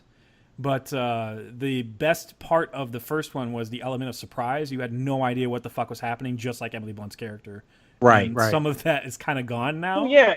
You don't even know who the Sicario is the entire movie. Yeah. And you're like, oh. At the very end, you're like, oh, shit, yeah. But I'm still... We may have been rooting for the bad guy the entire movie. I don't really know what's happening here. Yeah, when he kills the whole family, you're like, oh, okay. Well, I mean, that was badass. I didn't know this. Shit. This is what I was signing up for. Yeah. Right. But oh fuck, I lost my train of thought. God damn it, sorry. Kyle. I had a little brain.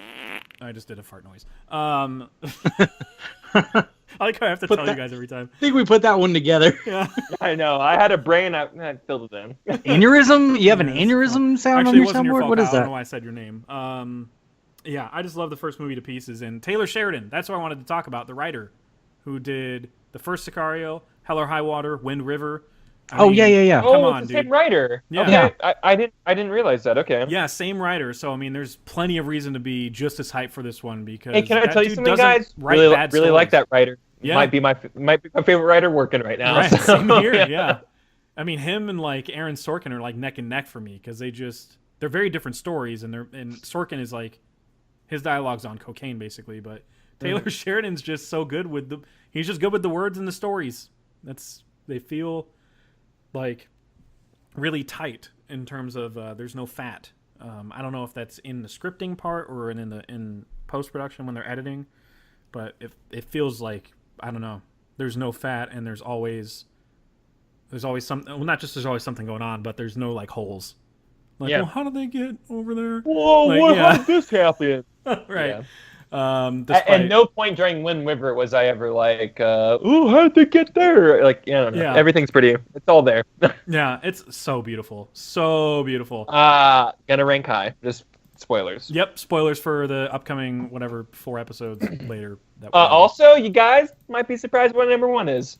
Oh, really? Or maybe not. I don't know. It's might be surprised. I don't know. But it's certainly not Last Jedi, because that movie was fucking terrible. I actually hated that movie, and I'm actually signing a petition right now to get the canon removed. Oh, yeah, you got me to sign it, too. Yeah, I'd gladly sign that petition. I really want everyone to line up who signed that thing, and I just want to fucking smack them so hard on the face. What are they, I mean, like, I know what they mean, right? But, like, what are they trying to accomplish by that? Nothing, because what are you going to do? I want a numbered sequel to a series that's been running for 30-something years. I know, like, give me a fucking break. Like, they're going to fuck up. Like, they're going to do episode 8 Redux. Like, we're pushing off 9. We're going to redo 2, everybody. Or, 7, 8, everybody. I'm sure they did. Ridiculous. Also, I'm sure they didn't think of the fact that they would be erasing Carrie Fisher's performance. Like, her last performance from film, if they got their way. The fucking think assholes. About what you're saying. Unbelievable, these people.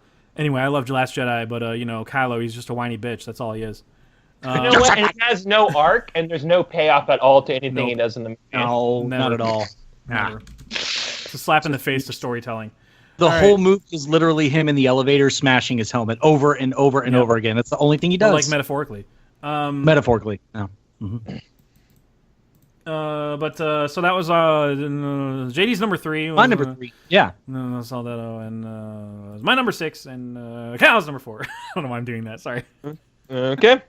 But Kyle's number 3 now. Oh, we're talking about my number 3. Hit me with your number 3. I guess I could pull it up and like look it and maybe say it or something because we pushed it. Because we like pushed it a few times, and you guys are gonna be like, "Really? This is your number 3? Maybe it's Apostle." Oh, the Gareth Evans movie, yeah. Have to know why he's like not doing Raid 3, gonna do this other movie. Yes. Gotta know why. I have to know why because Raid 1 and Raid 2 are 2 of my favorite movies to come out in the last like 10 years. Yeah. Raid 1 doesn't have a lot of substance, and then Raid 2 makes up for that. But they're both like just high caliber. We live in a post-raid. We say this all the time, or I say this all the time. We live in a post-raid society now where everything is trying to be at least that. Like when you're watching Captain America Winter Soldier and they're using pin shots a lot, you're like, oh, where the fuck did they get this from? The Raid! That's where they got it from. On the boat scene or whatever. Every action sequence seems very inspired from the Raid, and I want to know why he, was just like, I want to stop telling my story that I'm very passionate in telling, and I want to tell this story. What is this story? What's going on here? It's going to be different. It's not going to be a hallway gun shooter. That's not what this movie's going to be. So I'm very interested to see what this movie is, and I think the mystery of it all and not knowing exactly what's happening, even though I kind of know the synopsis, I think that's what's driving me towards like the movie and liking it so much, just because I want to know. I want to know why why are we not getting the Raid this year, and why are we getting this? Yeah.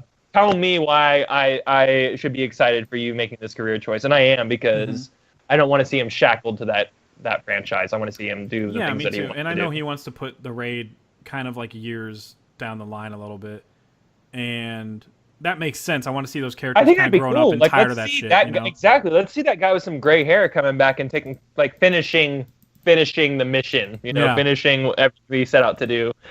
I also see this guy's. He was in talks. I don't know if you remember, in October he was in talks to do a Deathstroke movie. For DC. I would like to see it if he was in control, 100% control of that vision. Because I mean, the Raid 2's like literally in my top 10 of all time. Like, it's an incredible movie. Yeah. Mine too. It's an opus of an action movie. I'm so happy for saying that. It's so amazing because like it is an amazing movie, and it's some Indonesian small movie made by some like London white dude with glasses. It's like it's the weirdest combination of things happening on screen. It's so bizarre. But it may be the greatest 2.5 hours of filmmaking ever created. I mean, it's seriously, it really is. I remember y'all talking about it a lot because I had to get into him this year for an episode. I think for I'm sorry, we like best action sequences. Sorry, JD. Yeah, I'm sorry. No, I'm sorry. I'm just explaining the progression of my thought because y'all would mention I'm sorry, I thought this was America. No, go ahead. Y'all would mention it, and I would do my research on it, and I'd be like, "Is this really the movie that they're talking about? Like, is that what they mean when they say the raid?" And because I'm like, who's in this fucking movie? Like, exactly, like they're nobodies. Yeah. It's directed by nobody.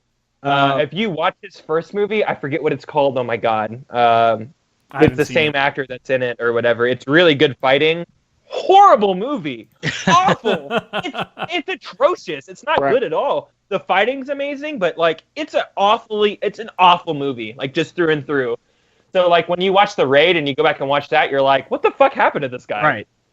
And I liked The Raid. I thought it was really, really good. And so when you guys are like, yeah, but just that sequel though, just wait. Like, okay, all right, let's see this out. And still picking up bits and pieces of my brain off the walls. It's all up on the ceiling too. Still doing it. There.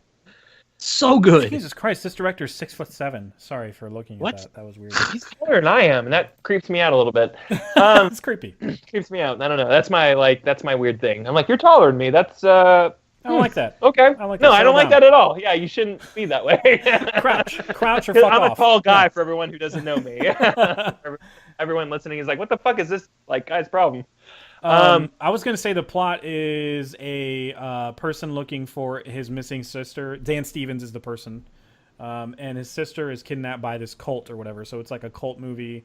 It's supposed to be a period movie, too. It doesn't take place in the current era. He his way through a hallway to get his sister back. God, I hope so. With a baseball bat and a hammer. Dan Stevens is everywhere lately. Yeah, he is. I just saw Colossal, and then I'm rewatching Legion. I'm like, man, this guy's he's going places. It's going to be a Netflix movie, by the way. Netflix is the distributor for this movie. I'm really excited about that.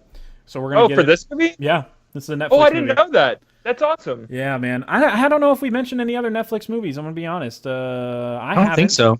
You mentioned an Amazon one, but that's yeah. It. I haven't mentioned any. I don't think JD has either, and Kyle has not.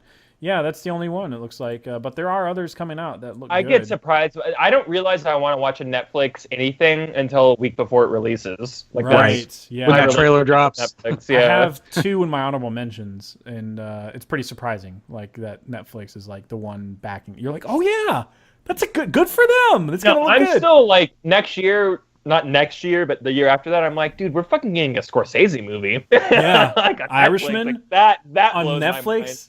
and even with that shitty-looking Will Smith movie that Max Landis wrote, it's like it's still the most expensive movie that they're making is The Irishman. Can I be 1,000,000% honest right now? Yeah. I'm 100% gonna watch that movie. I'm gonna watch it, and I'm probably gonna hate it. I'm gonna hate it. I'm gonna hate it so much. Yeah. Like even like Max Landis, who wrote it, like doesn't talk about it. First night, I'm gonna watch it. I'm like, yeah, fuck yeah, and then I'm gonna be like, who the fuck made this movie? It's so jarring. Like I remember the first post for that started popping up on my Facebook feed when I had no internet outside of home. So all I saw was a screenshot of that movie, the Will Smith one. So I was like, oh, it's Will Smith as a cop. That's cool. Yeah, get back to the internet, watch the whole fucking thing. I'm like, did I click on the wrong fucking link? Why are there fairies in this trailer? What is that an orc? Is he a police? What the fuck? Like, I don't know. That's going to be weird. It's weird. And that's what I'm excited for is the weirdness. I just don't think it's David Ayer, right? Yeah, yes, the director of Bright. Yeah, I don't know. He's on a downward spiral right now with like Sabotage and like fucking Suicide Squad. It's just like this guy's not really trajecting in the right Great makeup though. Way right now. Yeah, I guess so. Yeah. Great makeup. Oscar winning. Apparently. Yeah. Especially Killer Croc. Best makeup. Oh, and that Joker, like least favorite character in the entire fucking and like his look and everything. Just hated it. Which one of Joker's 289 face tattoos was your favorite, guys? I just like Damaged. You guys, can you name one movie with better makeup last year? Like, please, can you just name one? Just yeah. What other movies came out last year? Because it's all of them. Every movie. Any other movie besides that one? Like, yeah, we will accept all. I will never. That will always be like DC fanboys. Like, I don't know. I mean, Suicide Squad won an Oscar, so whatever. God, how do you even? Okay. Yeah, but that has nothing to do with it's like script or quality or like I'd rather somebody named Oscar be like instrumental in the production of that movie than be like, well, a guy named Oscar made it. Like that's actually closer to winning an Oscar than what you really got. You didn't really win an Oscar. You won a fake Oscar. Yeah, it's fake awards. Fake. It's Losers. totally fake. You're actually a loser, not a winner. I don't like you at all. It's fake. Oh, Dan Stevens is in this Apostle. This is totally throwing it back to the movie somehow. I don't know how I did that. Michael Sheen is in it. I don't know if he's like the villain or something. Anyway, this is an American movie is what I'm trying to say. Like it's going to be It's a very American movie. Very American movie. They throw football. I'm a hot American actor, you know? Can you like just lose the accent?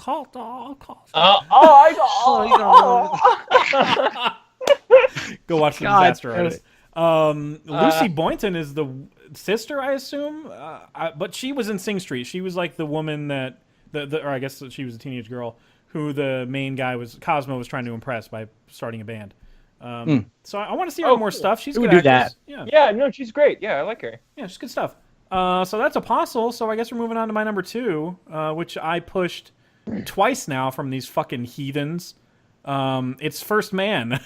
No, okay. Oh my God, you couple of fanboys. No, it's well deserved. Chazelle is a new love for me this year. I'm going to be honest. I would have never in a million years seen any of these movies that he's ever made unless Jeff told me, "Hey man, Whiplash is really good." And I'm like, "Oh, okay." And he goes, "No, Kyle, it's really good." I remember you saying you watched the trailer and you were like, "That's not a topic I'm interested in." I'm like, "Yeah, I don't know. I wouldn't be interested either, but." I watched it because I was in this phase of like watching Oscar movies. You had a campaign, not a year long, but you had a month-long campaign of just like, you're going to see this movie. Yeah, we watched it. Maybe. Together, yeah, no, and we ended up sitting in theaters together and watching this movie, and I'm going, oh yeah, that movie was fucking fantastic. It was like the best of the year. And you're like, I know. No, I know. I wouldn't be forcing you to see it, if it were the case. And like that's kind of where my interest in this guy was birthed, and I like musicals, and you're like, oh, he's doing a musical next, and I'm like, oh, well, I'm definitely into that. Yeah, exactly. And it made sense because it was a natural progression for him because his first movie was about music. This is not a music movie, by the way. But exactly, that's what makes this movie so interesting. Yeah. He's like, you know what, fuck music, we're going to do a 1960s moon landing. But Neil Armstrong, totally into jazz, so I don't know. Is it 60s or 70s? Do I have that wrong? The year? 60s. Yeah, 60s. Okay. Yeah, this is focusing on Neil Armstrong, who's played by Ryan Gosling. Amazing. In the 60s, specifically when he lands on the moon and stuff. And Kyle Chandler's in this one. Kyle Chandler, Jason Clarke from Dawn of the Planet of the Apes. John Bernthal. He's gonna rub his head. He's gonna rub his head a lot. A little bit. I don't know about that moon landing, guys. Yeah, I just don't know. He's like rubbing his head. He's like, man, I'm just really stressed out right now. He gets down on the maybe is he Buzz Aldrin? No, he's not Buzz Aldrin. Buzz Aldrin is Corey Stoll, the villain from. So he doesn't go to the moon because if he went to the moon, he'd be like, "This is bald too. I'm gonna rub you." Like. This is interesting to me because Damien Chazelle didn't write this, and he's written. Did he write La La Land too? I know he wrote Whiplash. Whiplash is his baby. Yeah, he wrote La La Land as well. Yeah, dude. So this is his first time directing somebody else's script. I'm just super intrigued by this. And this is the first movie that in ever that he hasn't written that he's participated in. So yeah, remember what happened to Kevin Smith when he never directed a movie that he didn't write and then he did Cop Out? Yeah. That went well. And he's like, I'm never doing that shit again. This is he's definitely... like, yeah, I'm never doing that again. Yeah. I'm excited, obviously, because it's a space movie and I love my space movies and stuff. But, I mean, Damien Chazelle just has a way with the camera. That's probably why he chose it, because he's just like, I'm just tired of writing. I just want to see what I can do with a camera. And I'm sure it's going to just blow our fucking minds. And I have no doubt this will be a similar placement for end of the year 2018. Yeah. 1 through 3, maybe. We'll see. We'll see how good the year is. I don't want to make promises. This isn't a Blade Runner 2049 situation where I'm like, I swear you guys, this is not going to suck. It's just, I just know it's going to be highly ranked because this guy is just so fucking good with a camera. He's like a show off.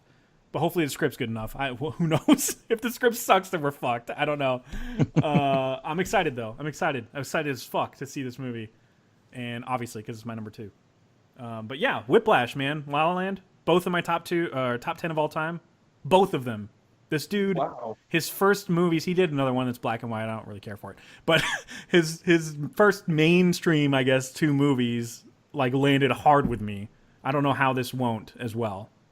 I'm sure people will find a way to shit on it though. Oh, Neil Armstrong just whined the whole time. That's not Neil Armstrong. Doesn't really represent NASA. The songs weren't even that good. It's funny. Justin Hurwitz, who did the score for La La Land and Whiplash, is doing the score for this. So it's definitely going to have influences in jazz and stuff like that. Because that dude, they went to school together. They're always going to work together. That's amazing. And I love power couples like that. That's cool. Yeah. It's like Scorsese and that one fucking guy. The name escaped me. It's like Nolan and Zimmer. Guy. Nolan and Zimmer. That's who it's like. Jesus fucking Christ. There you go. Nolan and think Zimmer. of anybody. They work together a lot? I didn't realize. No, not at all. Yeah, that's my number 2 though. So you guys, here we go with your number 2s. JD, impress me. It's fucking Ready Player One, dude. Yeah. No. Yes. No. Yes. Not too late. Not too late. So this one wasn't on your list, Jeff, right? It's my number 4. Was? Yeah, we pushed it. Yeah. Oh. Yeah. Oh yeah. Okay. Yeah. Fuck this movie, dude. It's all nostalgia porn. Hey, look, this is the first time I've had whiskey in like a month, so I'm kind of like, I'm spacey right now. I'm not Kevin Spacey. I'm just spacey. Oh, no one should be Kevin Spacey. I'm out there. Yeah. I was watching, I don't know why, last night I was watching the yearly show, which is Trevor Noah's like recap of the Daily Show, and they did a segment where they showed like all of the rapists back to back, and just the weird things that they've said on TV or at award shows or in public that directly contradict the type of shit that we know now to be about them. And Kevin Spacey's was him in a chair interview, and he's like, oh well, I've definitely seen some examples of bullying on the set, and I try to tell them, don't do that because I believe bullies need to be. Don't do that when you meet me in my room. Yeah, right. I was like, oh my god, that was bad. Harvey's was worse. I don't remember what it was, but his was just like, oh Jesus, you actually fucking said that.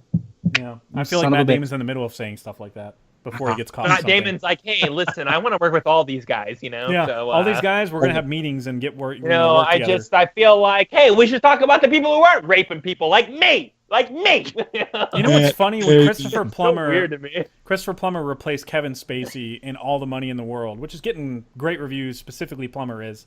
Awesome. So kudos to Ridley Scott for that fucking magic trick. Right. But he was like the number 2 candidate originally, though, so he was like ready for it. I think. I'm pretty sure Ridley Scott had like a deal with the devil, and he's like, okay, I got to cash that deal in now. Yeah. I got to cash it in now. Like, news dropped in October. My movie comes out in December. Let's fucking reshoot that shit real quick. Where would that deal for the devil have come from? Because like the Alien movies haven't been good. So what was it like? Make the Alien movies good, and then. He didn't cash in on the Aliens movie, so he had it now. Where did he strike the deal? What did he strike? Well, I think that's what, after 2 bad Prometheus movies, he's like, listen, devil, because not God, devil, I got to make a good one after this. If not, people are never going to take me seriously again. Okay, so he's making the deal now. I got it. He's making the deal, yeah. Whiskey. Yeah, Sorry. He reaches out to the devil. Much about that. I thought way too hard about this. No. JD did. Yeah. I'm like, so tell me the logistics of this deal with the devil. Can you tell me exactly what was said during the deal? Because there may be some loopholes, all right? It's the doctor coming through. Was his lawyer present or what? John Doctor here. Yeah. I'm not a lawyer. I'm a doctor. Sorry. I'm getting caught up in contract. I was going to say, Plummer did an interview that was tough to hear because he said, oh, it's a shame what's happening to Kevin Spacey. And I was like, what the fuck? Like, you're replacing him because he's a fucking pervert weirdo. Are you fucking high? Why are you... Hey, buddy, this has never happened before, right? Like someone being accused of this and like someone being like replacing them. Like, like on the 11th hour of release of this. Don't take their side. Yeah, like, maybe like just do the part and shut up. Yeah. Thanksgiving-ish, like a few weeks before Thanksgiving is when all this started. Crazy, and it's a Christmas release, and so they're done now, right? Like, they're done filming. Yeah, no, people are watching. Critics have screamed. People are watching this movie. Yeah, it's fucking crazy, right? Ridley Scott is probably like notoriously, and maybe not notoriously, because sometimes it works in his favor. He's the fastest director, like working, one of the most successful directors, at least. He's like, that cut was good. Let's just move on. Yeah, I swear to God, Donald Glover, Childish Gambino. He did a movie with he did The Martian, and it's in the movie, you can see it, Donald Glover tells in an interview that he did a scene where he's first introduced and he wakes up and he's very alert. Like, he's just kind of suddenly alert. And when he's like, okay, cool, let's go, he trips and they walk out the room. And it's kind of played for laughs in the movie. But contextually, Donald tripped for real and really was like, all right, cut, we got it. Let's move on. Yeah, and Donald was that like, was can natural. we We're just do gonna this move again? On. Like, you I want tripped. One more? He's like, nah. Nah, we're good. I got it. Let's move on. Like, what the fuck? Well, good for him. Yeah. But he's earned that reputation of like success and whatever. Maybe stop making bad aliens movies. How about that? Just stop. I'm just Disney, and you know what? Just kill it. I'm so fucking glad Dennis kicked you off his set. I'm so fucking glad. Like, oh, I'm so glad. Can you please focus? Yeah, can you like? And I know he didn't say this, but I'm gonna say it for him anyways. He's like, can you like get the fuck out of here? Maybe like, you know, not fucking be here right now. Like in general, like just like there's the door. You know, he was much nicer about it. But yeah, I love that a lot. He as you were talking, I was watching a video, no sound. I was just scrolling through Twitter, and this video came up of a dude walking out of 7-Eleven with a Slurpee, and he tripped, and it went everywhere, and then the Star Wars, like, end credits came up. It was the stupidest fucking thing I've ever seen. Like, it does, like, the circle thing where it closes the screen, and it's like the... It's like, what the fuck? Wow. Oh my god, I gotta stop getting distracted. But I am listening though, I promise. Sure. You're just playing Farmers over there while watching YouTube videos. Oh yeah, I'm like over here. You can hear all the YouTube videos as I'm recording on my speaker audio. God, that'd be funny. Is he listening to a Pitch Perfect 3 review? All right. Why would you even... You don't need to read a review on that one. It's going to be the best movie ever. I know. Last call, pitches. We all need to show number up. one yet? Oh, damn it. Okay, so it's not time to talk about Pitch I'm Perfect. Aka in on this one. Apparently, we should be talking about Ready Player One. I totally Aka forgot about it, so my bad. Was that what we were on, really? Yeah, we're on Ready Player One. We haven't even scratched the surface. We like went way into the weeds. Yeah. Man, I love this book so much. I've read it twice now. Almost done with the second reread. Wow. Okay. So I got this in a loot crate like 2.5, 3 years ago, I think. So I didn't seek this book out at all. It just kind of showed up and sat on the shelf for a while. Yeah, man, it's a really fascinating read. And Spielberg has taken what was in my brain and put it on fucking screen. Yeah. Like it's awesome, so weird to me. Because I'm gonna take the stance of I want to read the book. I want to listen to the audiobook really bad, and I would have already by now. But a few months ago, I go, I'm gonna watch this movie without knowing the source material. Like I'm just gonna make that decision right now. So I'm gonna be that voice of reason or unreason. I don't know. Cool. We'll see. This is gonna be tough to be objective unless it's terrible. Like if it's good at all, I'm gonna be like, I loved it. Yeah, well, I mean, it's Star Wars, you know what I mean? Yeah. It's just like sometimes you just gotta like just let something be what it is, right? Or you could hate it though, like everybody else apparently. Yes, like Star Wars. They're wrong. So hate it. Yeah, fine. I mean, you guys know actually that Last Jedi was really terrible. Was actually terrible. Yeah, it was. It was so bad. That's what I was told today. You know, it's actually terrible, right? Yeah. Yeah. And I'm gonna be honest. It was terrible the whole time. I know that people can. The next day, I had 9 people direct message me going, "That movie was really bad, right?" And I'm like, "Man, why are you reaching out to me and saying this? You know?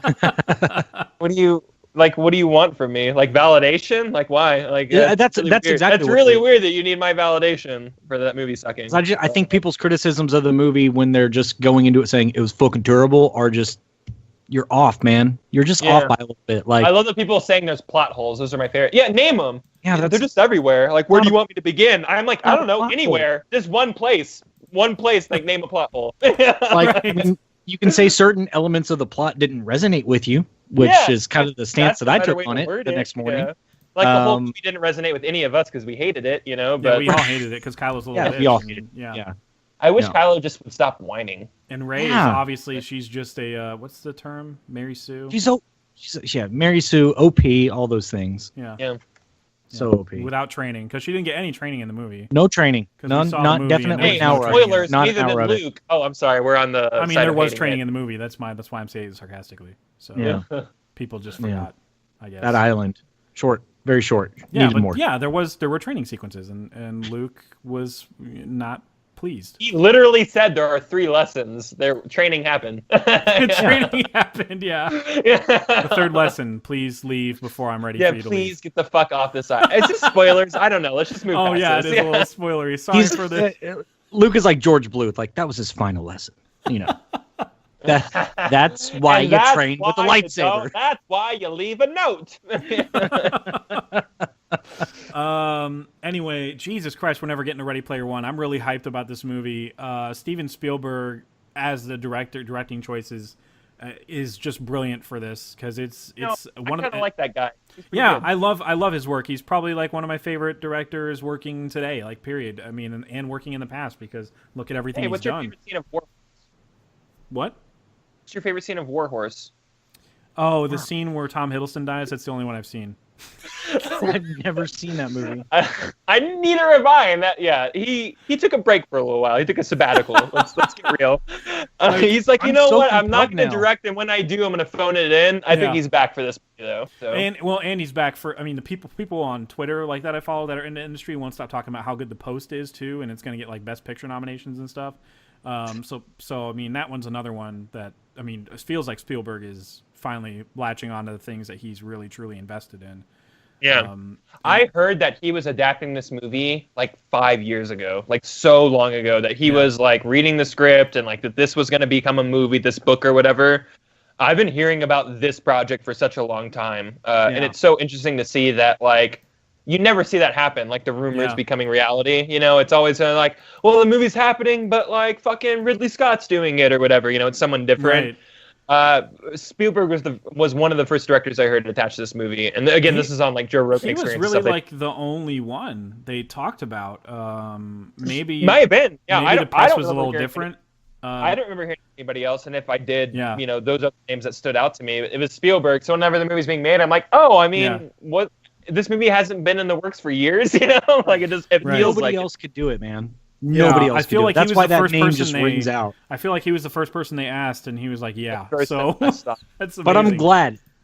Like you're right. The 5-year dream thing never really comes to fruition. But I'm so glad that they stuck with it because. Me too. I'm glad the writer of the book wrote the screenplay. So if there's any deviations, we can blame that fucking guy. Yeah, it's your fault, Ernest Klein. There it's are your fault. deviations. That doesn't happen much either. Did they ever invite J.K. Rowling to write the scripts for Harry Potter movies? No, I don't know. Maybe Fantastic Beasts, but not the Harry Potter. Kind of my point, you know, like they don't ever like get that book writer here to write that movie. Yeah, she wrote all of Fantastic Beasts. That was her baby. Oh, okay. Yeah. Well, that's you know, because there's no book. It wasn't a that's book. Why? Yeah, you know? Exactly. Yeah. I thought it was good, but whatever. That's you know. I still want to see it. That's the first like Harry Potter movie I ever I'm like, oh, I want to see that. Yeah. All the others I got dragged to by girl. Oh, I read this when I was a kid. I'm like, I didn't. I don't have any connection to this. I don't know what's going on. Yeah. Like, what the fuck is this? The books kind of made me read the book. The movies kind of made me read the books because I saw Prisoner of Azkaban and I was like, what the fuck is this movie? I didn't understand it at that age. I don't know if I was just stupid or what, but like, so I read the books and I was like, oh, they left out so much. And so I started at the beginning, but when I got to the 3rd book, that was the one I wanted to get to. So I started at that point before the 4th book came out. Before the 4th book came out. And then when the 4th book came out and I read that, I was like, there's no way this is going to work as a movie. It's too much. And it was too much. They had to cut a lot. Sorry to everybody that loves the 4th movie. No. Every time I'm like, this movie makes no sense to me. People are like, I don't get it. I'm like, well, I didn't read the book. It should make perfect sense that I don't understand what's going on. You know, from what I understand, they did butcher a lot of it. Yeah. I don't think it was until like the 5th one that they like, and the 6th one is the weakest movie because it's the weakest book. It's just by default. But yeah, the 5th one, they really hit like an adult theme stride or whatever in terms of like color and themes in general. And then of course you split the 6. It's 6. Is it the 6th one or 7? No, yeah, the 6th one is the one that's like, nah, it's whatever. Yeah. Dumbledore dies. Who cares? The 7th one split into 2 parts. It's not a big moment at all. Yeah, I know. It's that's the main highlight of the book is like, oh, Dumbledore died. Oh, that sucks. I remember a video, of people going past a bookstore when they were in line reading Snape kills Dumbledore, and I was not invested in that franchise at all, and I laughed a little bit. That was kind of funny to me. I'm sorry if that happened to you. If that were Star Wars rumors or like spoilers or whatever, I would have chased that car down and burned it. You know? So like, I understand the outrage, but anytime I walk by people, at the time I thought it was funny too. When I was going into Last Jedi, I would walk by people walking out, and I could hear them talking about the movie, and I would just go, I was that guy. I was walking out of the movie, and my voice is loud. I talk loud. I'm like that guy, like Will Ferrell sketch, where I'm like, I cannot control the volume of my voice. I'm Harry Carey, or whatever. Like that's me, like in real life. And like I know that I was doing that. I'm like, man, blah blah blah blah blah. And just people like looking at me. And I go, oh man, I'm like that Family Guy sketch right now, going, man, when. Vader said he was like, father. I noticed groups of people out of Alamo Drafthouse last night that had all seen the movie, and once we all realized we were talking about the movie to our individual groups, we just moved closer. Like we didn't start talking to one another. We just like tightened the circle a little bit. Yeah. That's just courtesy. It was respectful, I thought. Yeah. But like Alamo Drafthouse is showing any other movies right now. They're literally only showing Disaster Artist and Star Wars right now at the One by Me. I think maybe one other movie, but whatever. Last Jedi was a piece of shit anyway. Yeah, it was. It was really garbage. bad, and if you take it away from this, we hate it. So don't watch it. And, don't watch it. And remove it Not from twice, canon, please. Thank you. I'll go see it twice. Yeah, can you sign the petition? Thank you, because Disney will 100% listen to that. That's on what is it? Change.org/we're fucking losers. I think that's where. /we'reallvirgins.com. Absolutely, that's what it is. Ready Player One has been fascinating to watch unfold online because I thought there was a definitive following for it, and I find myself defending it all the time. Wow. Like the trailers, people were just like, especially people that haven't read the books are just like, so it's just all references, that's all it is. And I'm like, I'm pretty sure the second trailer showed you a story, and you're just purposefully ignoring that to be like, was that Freddy Krueger? Was that fucking Chucky? References. I don't like it. You know, like, maybe if you had the context of the story that people didn't have anything to latch onto, so they chose like things from media of the past, because nobody's creating anything new anymore. They just do stuff in this world. Right. But tell me we're not kind of already gearing up towards that on a small scale. Yeah. Right. I mean, I think that's what makes people not like it, is that they see how dangerously close we are to a place like the Oasis. I mean, in theme, not we're necessarily. Almost there. Like no, we're not far off from that. Se, but like just on a thematic level.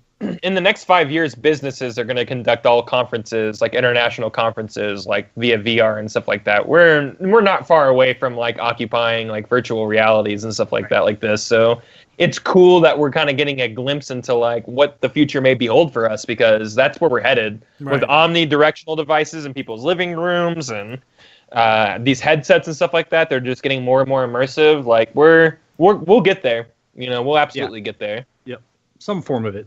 Some form of it. Maybe not exactly like this. This is kind of bombastic, but, you know, one can dream.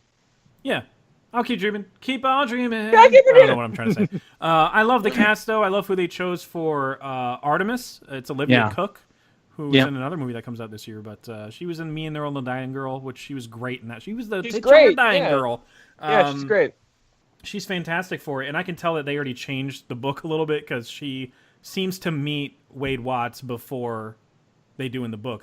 When they meet in the book, it's like near the end, and it's like a moment, you know? Right. In the movie, it seems like she's helping him escape a lot. Because they meet in the trailers and stuff like that. They seem to have a rapport already when they're talking. And I feel like that's necessary, because you don't cast. Yeah, it makes sense for a movie. Yeah, it kind of makes sense. Because you can visualize the distinction between the two worlds, them meeting inside the Oasis, or I guess communicating inside the Oasis versus outside. And you know. You know what I'm trying to say. And Ben Mendelsohn's good choice for he's a great choice for the villain. Totally fits the bill. Amazing choice. Mark Rylance for the guy who dies is like perfect, and he's just so like deadpan or whatever. But I mean, there's more to the guy than that. Simon Pegg plays Og, the great Og the Blizzard, or whatever the fuck his name is. That's gonna be amazing, man. And he ends up being like, he's Mark Rylance, the guy who dies, and it's like, here's find the Easter egg.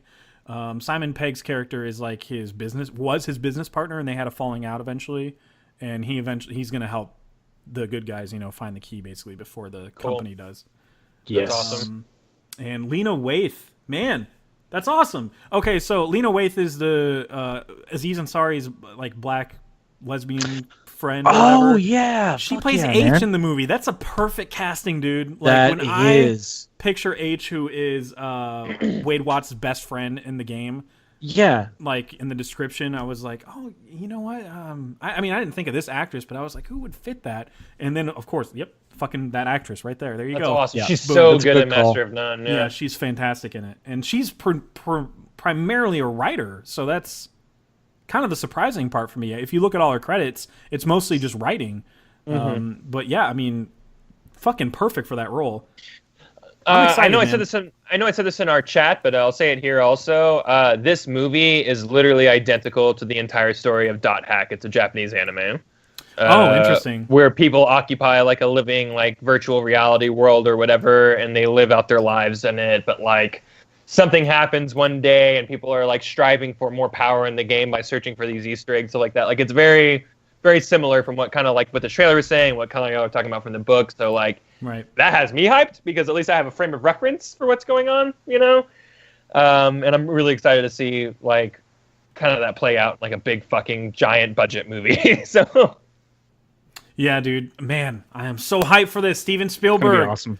Ooh, watch the documentary on Spielberg if you haven't already. It's a great two hour plus watch. It's like 2 hours, 20 minutes. Where it goes over his entire filmography in terms of the successes. They don't talk about like his shitty. They don't talk about like, oh, the BFG was a pinnacle of my career. They don't fucking talk about that shit. Well, Hook was amazing. It was they don't. Well, Hook is good. What the fuck? He didn't talk about it at all. Like he just totally. Wow, I love Hook. Fuck that guy. But yeah. Anyway, watch that movie because everything that he has done as a film has always had some completely personal connection to him, and it kind of feels like over the past few years maybe there wasn't so much of that.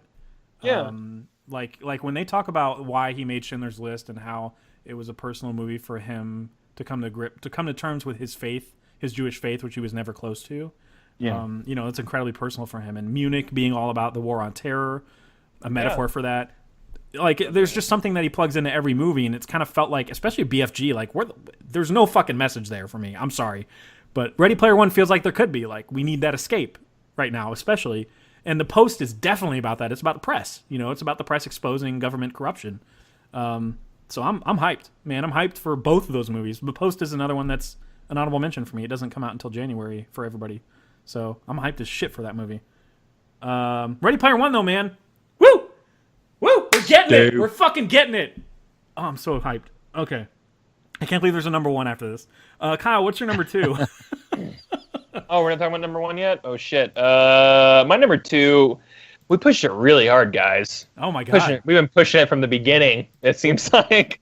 It's Annihilation. Mortal Kombat? Yeah. Whoa. Yeah, Mortal Kombat Annihilation. The only person who comes back is Luke Cage. Luke Cage. Everybody else is recasted. So terrible. I don't know anything about this book, but apparently it's a bestseller sci-fi book of whatever year it came out. So that's interesting to me. And you kind of illuminated onto me, Jeff, that this is a movie that the studio didn't really have a lot of faith in because they were like, hey, man, reshoot this. And he was like, nah. Yeah, he was like, how about no, I told you what movie I pitched. No thanks. This is how it's going to be, and that's just the way it is. And they're like, cool, we'll just put your movie out to die in February then. Yeah.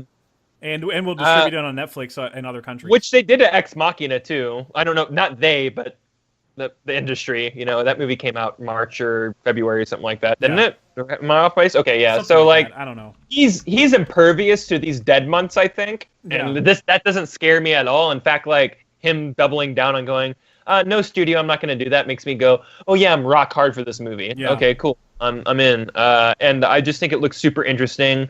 You're talking Poe Dameron and Queen Amidala in the same movie. I mean, I'm in. Sign me the fuck up. Movie.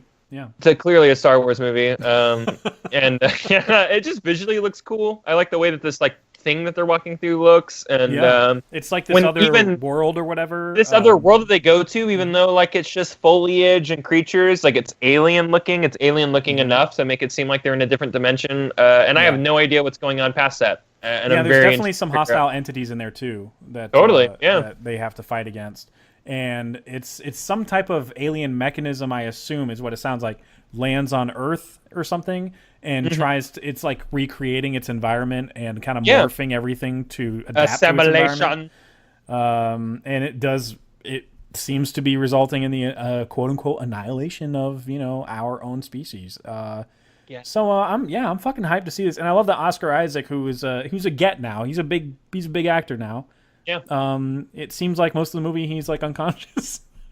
I know. Yeah. It's like whatever, that's fine. Natalie Portman, great. Tessa Thompson's in this, who was Valkyrie in Thor Ragnarok. Ooh, she's so amazing. Yeah, she's great. I'm trying to think of who else is in this, but yeah, there's definitely. I put it a little lower only because like, oh shit, man, if they really didn't like it, does it mean it's bad? I got in my own head about it, but it's still in my 10. I mean, I'm still really excited for it. Who else is in it? Jennifer Jason Leigh's a mainstay in it. She's like a main character. Benedict Wong, who's great. Ooh, I love him. The Khan of great Khans. And I don't really recognize anybody else in the list, but yeah, Alex Garland's just such a great writer. It's hard to not have faith in this movie and be excited about it. Yeah. JD, I assume your excitement kind of stems from Ex Machina, or? Well, I mean, it does, but we've talked about this one a lot in the group chat, so y'all have definitely drilled it into my head. This is one to keep an eye out on, and I do love that story, the backstory of like he presented this movie the way he wrote it to the studio. And then after a test screening, they were like, can you go do reshoots? And he was like, how about you go fuck yourselves? And I love that. And the main producer, who's like the super producer, who was in charge of even like more than the producers that told Alex Garland you needed to do reshoots, he was like, yeah, no, Alex Garland calls the shots. And so like somebody had his back that was like a giant super producer. So good. Yeah. Good. So fortunately, he was able to just keep it the way it was. Because you can tell, I want to see the director's vision more than I want to see a studio's most of the time. Dude, the studio never knows what anybody wants. That's just they know what's going to get people into the seats, which is a good trailer and a watered down movie that people can recommend to their stupid friends. Yeah, right. I really understood that movie. Right. They don't want any questions. Yeah. The concern that they came up with, or that the producer had, was that it was too intellectual. I want it. I'm gonna love it then. Oh yeah. Oh, that's a fucking downfall. Yeah. Such a downfall. I don't like my movies to make my brain a little too cerebral. You know what I mean? No, I don't. I have no idea what you mean. Yeah, and the producer, the super producer guy, he's the one that has final cut on the movie, and he basically just honored Alex Garland's final cut in the movie. So there weren't any changes really made to it. Nice. Alex Garland doesn't give a shit that the movie's going to stream on Netflix over in other countries, that he won't really see that money as much as that he would if it were in the theater. He doesn't care. He's like, I just want people to see the fucking movie, man. Dude, that's an artist right there. Yeah. Like that, I really respect that. Right. He said it was made to be on the big screen, but like so does Nolan, but he doesn't he backtracked a little bit. And he was kind of like, well, I just want people to see that my movies, and that's the important think thing. Someone like sent him an email going, hey, Scorsese's writing like his next movie and directing it on there, right? And he's like, oh shit, really? I'm gonna fucking make a statement. I didn't know that. Fun fact about Nolan: I listened to his interview. I listened to an interview with him. I don't remember who interviewed him, and he said the movie that he would have wanted to watch that we just missed out on, like a director passed away or something like that, was Eyes Wide Shut. He wanted to see Kubrick's vision seen through the entire way, because he knows that Kubrick did the final edit and then showed it to everybody, and then he died the next day. But there was still other stuff like soundtracks and just like the score and stuff that Kubrick didn't get to add in himself, and we know that's a staple of his movies. And I'm like, yeah, that's actually a pretty good point. Like that's such a like nuanced thing to think of as a filmmaker, like the score, really. Like, but Eyes Wide Shut is still great. After watching that documentary, absolutely, or like learning how important a score is to things, right? Just like changing the entire tone of what could be a silly scene without the context of a score. I love watching that Jaws scene in that movie. That's like one of my favorite. That's what makes that score my favorite of all time. Like that, it's just 2 notes. And Spielberg's like, "Are you fucking kidding me?" I know, I love that. He's like, "Are you kidding me?" And then the way that it builds, of course, it changes his mind. It's so brilliant. It adds so much to the tension of that movie. Oh, I love that movie. I've seen it like 3 times now. I love it so much. I'm totally biased. Anyway, Annihilation, February, another February release. It's actually a pretty decent month. It's shaping up to be. I'm excited. Yeah. With that and African American Panther, I think we got a good docket. Good save. It's a good February. Yeah, it's great. And you know what? I mean, just look at the month. I'm just saying. Yep, it is. It is. Afro. I did not put that together. So thank you for pointing that out. I'm sure that was intentional, honestly. They probably had that in mind, like, oh, this is going to be more impactful if we release it on it. Not that there's anything wrong with that. This movie's been done for like 2 years now. We were just waiting for the right African American history. You know what? If it's a leap year where there's actually 29 days in the month, I'll believe it. I don't think it's a leap year though, but if there was, I'd believe that. We need that extra day. I'm pumped as shit for February. It's a good month. I documented everything that comes out that month. It's just great from start to finish. It seems like good, or it's at least promising on paper. If it all ends up sucking, I'm gonna be so disappointed. But I'll be like, well, fucking February, you know. Honorable mentions time before we go into our inevitable number one that everybody could probably guess by this point. It's very predictable for me. Yeah, it's clearly whatever Transformers movie comes out in 2018. Yeah. I think there is one. I don't know. I can't remember. There better not be. Don't say that. I actually didn't write down any bad movies that were coming out. I was just like, fuck it. It's not even worth it. I'm sure there's a ton of bad. 50 Shades Freed or whatever. Oh my god. Yeah, that there title. You go. Boom. What? Worst movie coming out. What? There you go. That title's the worst. It doesn't make any sense. So you don't. I don't get it. You're free of colors. I don't. Are you racist? Like what are you trying to? What subjugation are you free from? The submissiveness that you like willfully have gone into? You Googled and then signed a that's document? Not slavery. Like what? Just because it's called Googled bondage. Submissive. That's my favorite part of the movie. I saw the first one. It was a train wreck.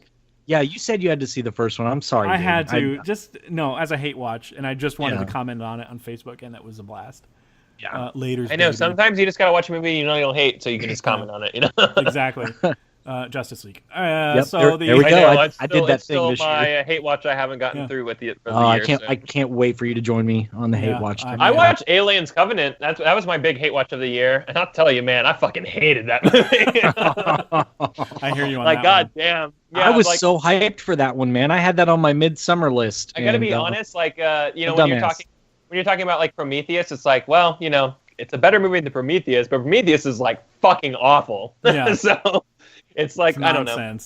And it's just and I really love in the whole of I own the Aliens quadrilogy. I'm a constant fucking defender of Alien Resurrection. I'm just like, it's not that bad, guys. Like, come on. Yeah. Like, it's silly, but it's not horrible.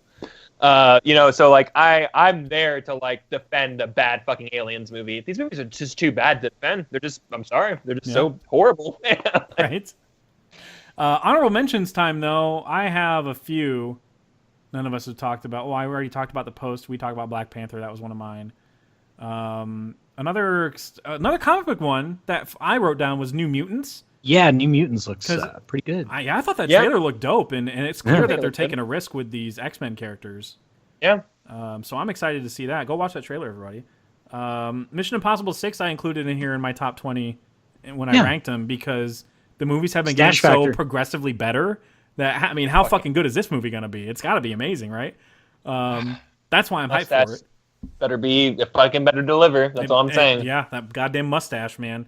And Tom Cruise, I mean, he injured himself doing a stunt, so we know it's going to be serious business. Who knows?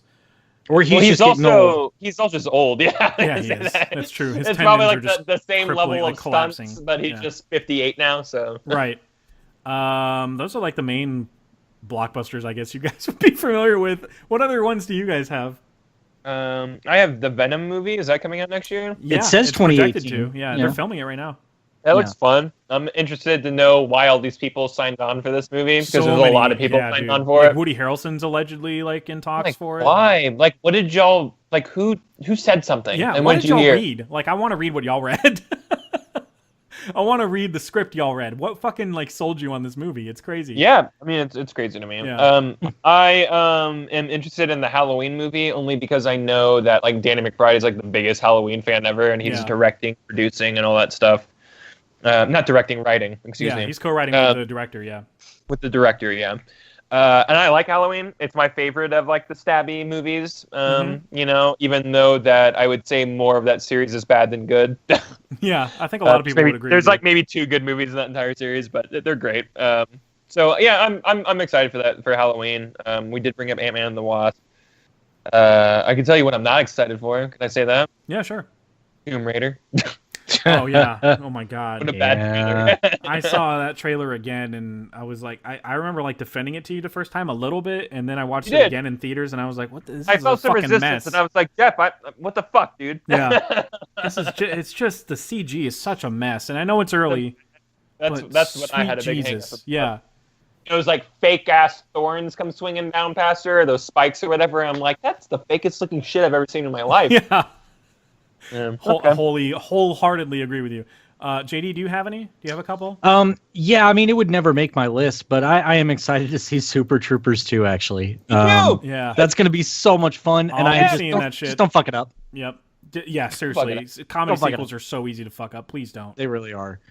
That's one. As far as like actual like legit movies, kind of like, I want to see the Pixar Disney animated entries, the Ralph Breaks the Internet and The Incredibles 2. I think those have a really good chance to be pretty entertaining. Yeah, I'm pretty hyped I love about the first movies. entries. So yeah, Incredibles and Wreck-It Ralph are great, man. I'm excited for the sequels. Yeah, Wreck-It Ralph was a big surprise for me. Like I didn't think I was gonna like that movie at all, and I actually, my boy John C's in it. So right.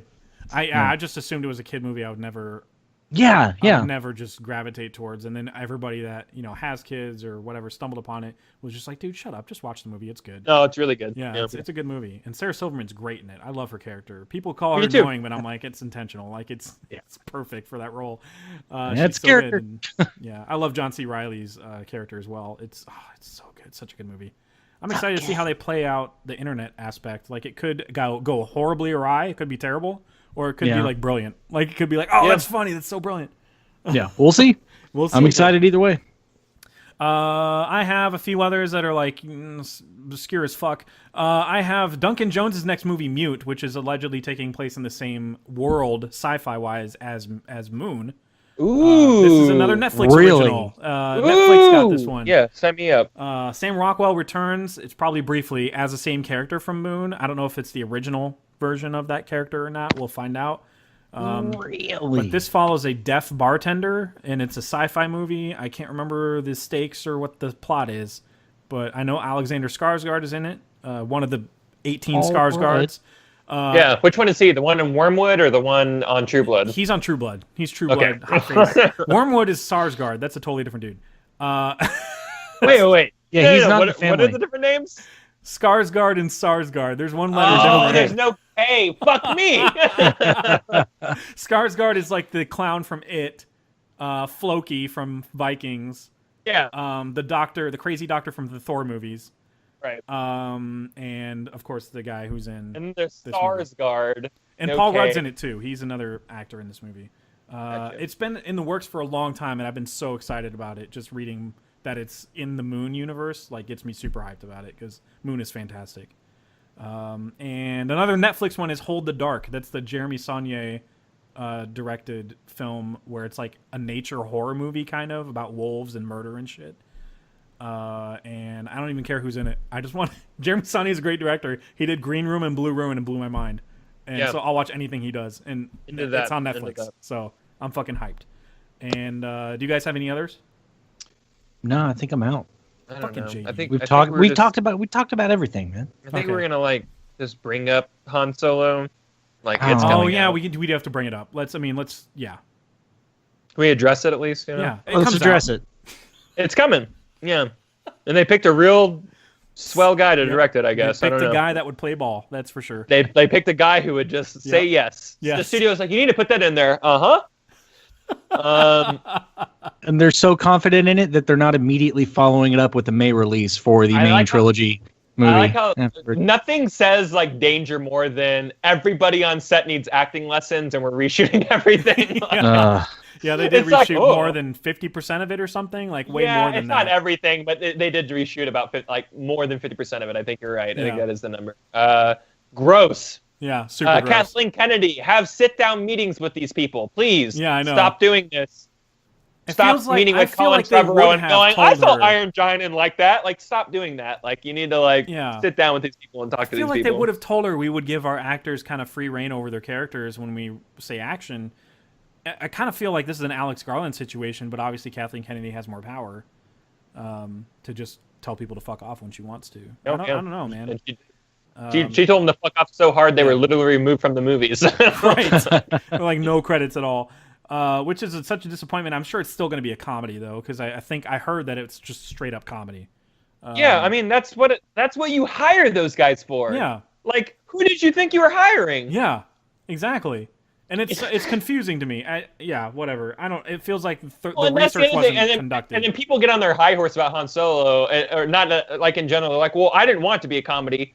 What did you think this movie was going to be about? They took the funniest character in the entire series and gave him his own movie. He's got all and then the people have the goal to say, well, he's not really that much of a comedic. Every scene he's in, he makes a one-liner or makes light of the situation. Are you fucking kidding me right now? You just got to tell them, look here, big deal. And then you know that's not how the Force works.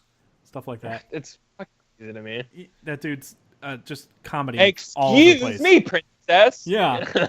We're fine. How are you? Yeah, dude, like what? That's so good. I had some other ones. These are really fucking obscure, so I apologize to everybody. The other ones that I had, there's one called The Favorite with a U in it, and this is because it's a British-ish movie. Ish. I say ish because whatever. It's directed by a Greek guy, Yorgos blah, blah, blah. And he has done The Killing of a Sacred Deer and The Lobster. And this movie's all about some old queen, Anne or something like that. And it's about her, what they call, in royalty, they call them favorites. They're like their best friends or people that the royal people, like the queens and shit, are intimate with. Emma Stone's in this. I'm trying to remember who else is in this. But it's a good cast, and the director is fucking weird. And he reminds me so much of Kubrick in terms of risk-taking. I'm really excited for it. Emma Stone's like the main person, I guess, that's in it. And Rachel Weisz, whatever. I'll see it. Anyway, I like Rachel. Yeah, I love her. I think I showed you guys the trailers for Thoroughbreds, which is with the girl from The Witch, and Olivia Cook is in it. And it's these two girls that are like I think they're gonna kill their parents or something and inherit the will. And they recruit Anton Yelchin in it, and he's like, it's one of his last movies.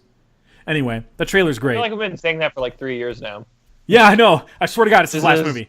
One of Elkan, it's just one of his last movies. I'm like, didn't he die in like 2012? Yeah. That was just last year. That's what's crazy. I know. Like, this year is just dragged, but, you know. Yeah. I mean, I forget. I always have to be reminded that Beauty and the Beast was this year. I'm like, that was fucking forever ago. Are you serious? Yeah. No, that was like in 2016, right? Like, dude, that was like fucking March or April. I'm excited about this. It looks like a really dark comedy movie because you can just tell based on the trailer, like these two girls that are opposites.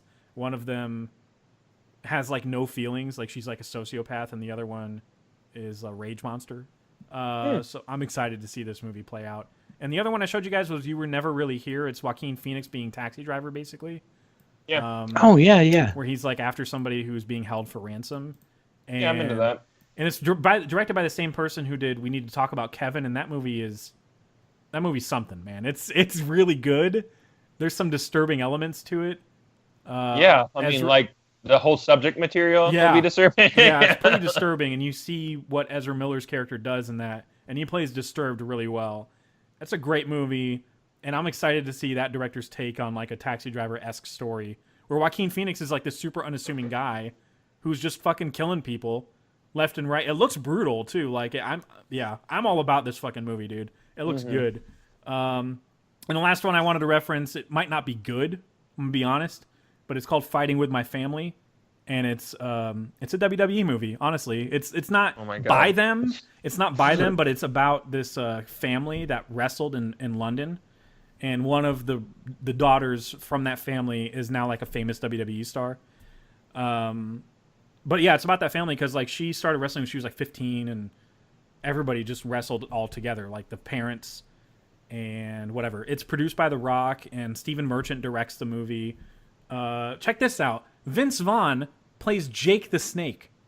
Talk about a miscast. I'll pay to see that. I'll pay to see that. I'll pay to see that. I don't know what that's going to look like. Yeah. But, You know, Jake the Snake talks like this. So how is that gonna work? I don't. Yeah, I've never heard Vince Vaughn talk in any other way other than the way that he talks. Yeah, he's like, what you need to do is you need to lay down. You need to lay down and just lay down, and take the pen, and I'll hit you with DDT. You'll just lay down, and it'll be great. It'll just be great. It'll be like butter. It's like, that's not fucking Jake the Snake. How is this gonna work? I have to see this. Apparently, I can do a mild Vince Vaughn impression. But Lena Headey, what's her name? Cersei from Game of Thrones plays the mother. Nick Frost plays the father. The Rock is in it as himself. Anyway, I mean, it's about I still watch WWE, so the person that it's about, I mean, she's a great women's wrestler. She's fucking great. So I'm excited to see her story come together, and I'm curious to see what Stephen Merchant can do as a director. And is that Caliban? Yeah, it is. Yeah. Wow. Portal 2. He's the voice of. Apparently it is a WWE Studios movie, unfortunately. But The Rock producing it kind of gives me a little bit of hope because it's his world, Like it. I mean, I don't know. It just doesn't feel like he would half-ass a story about that family. And it's a great cast too. It's not like starring Beau Bridges or something. Cena. It's like an actual starring the Big Show. It looks good. That's why it's probably lower. It's like 20. Yeah. Yeah, but it's wrestling, so I'm interested after like Glow and obviously WWE itself. So I guess we can go to our number one, which we don't. I mean, we're mildly excited for it. I mean, it's like obligatory because Disney pays us. So it's obviously our number one is Avengers: Infinity War. Oh, A Wrinkle in Time? Damn it. A Wrinkle in Time, exactly, yeah. That movie could either be a giant fucking mess or no, really just end right there. That's good. Exactly what it is. You think so? You don't have to go any further. I think it's gonna be not very good. People are like super hyped about it because of like the diversity of the cast, which is a good thing. But like the movie still looks bad. I'm not crazy, right? It's really bad. Well, it's half like, the trailers. I'm gonna act in this one. It's people saying something and then another character nodding. Like, yeah. Like that's half the trailer. Be a warrior. I'm not into that at all. Okay. Yeah. Do it. Just maybe I'm not 5 anymore. So I don't like these like young kid or the hero like stories. But I'm not into that. I don't care. So. Yeah, me neither. But that's not a number one. Infinity War is. Oh, it's my number one. Damn it. The loop you've thrown us in. But yeah, Infinity War, Disney's gonna be making the most money. Period. This entire all year. the money.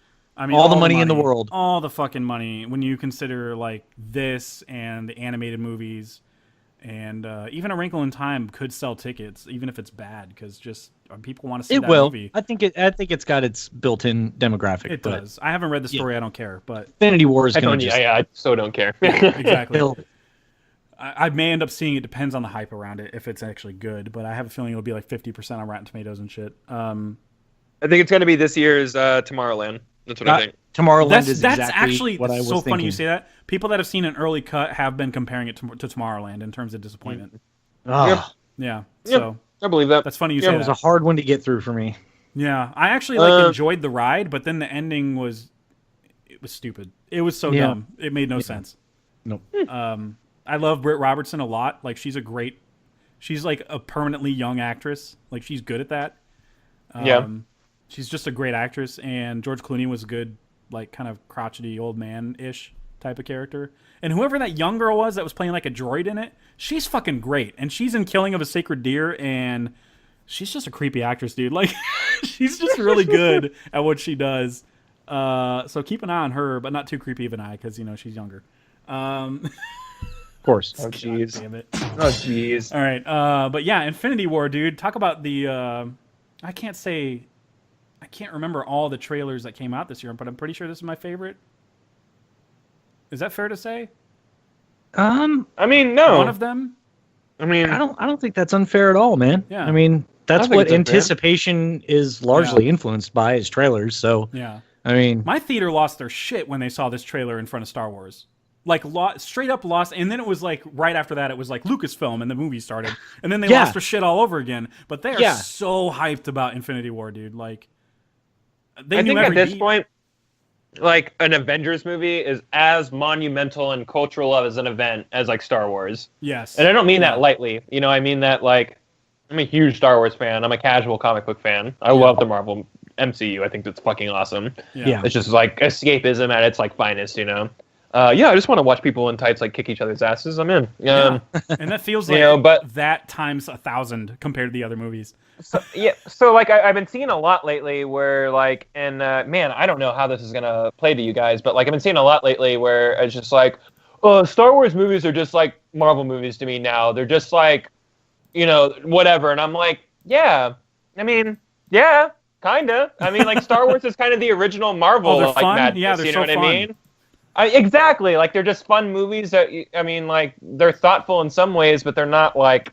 It's not like Ex Machina, where you're going to be thinking about it for like a year. Yeah. You know, maybe you're going to be theorizing for a year, but you're not like, what did it all mean? You know, like, it's not like that. You know, it's not that type of movie. So it's like, when people try and compare it to comic book movies as kind of like a bash, I'm like, I don't know. You're just kind of describing it correctly. I mean, it's just like a big kind of spectacle, you know, nerdy like event that like everybody's in. Like, is that what you mean by that? Mm-hmm. You know, like that doesn't make any sense to me. It's not really a diss to me.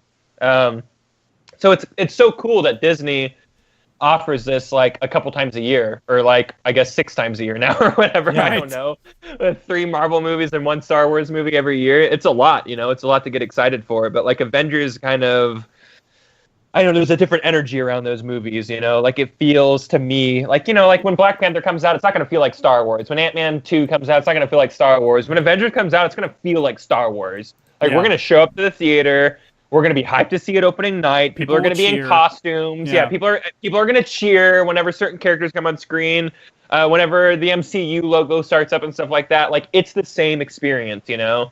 And how cool that we live in a time where we get to get that experience a couple times a year, you know? Yeah. Like, seriously. Yeah, we're not going to get it next year with Han Solo. I didn't really get it that much with Rogue One because people were like, I don't know what to expect. They had no idea what to expect. No, and I didn't either. Like, the opening crawl didn't happen, so there just wasn't a lot of, like, cheering, and there wasn't a lot of, like, characters that popped up where people were like, yeah, the Vader stuff, you know, the theater came alive. Like, I've never in my life seen a theater come alive like that.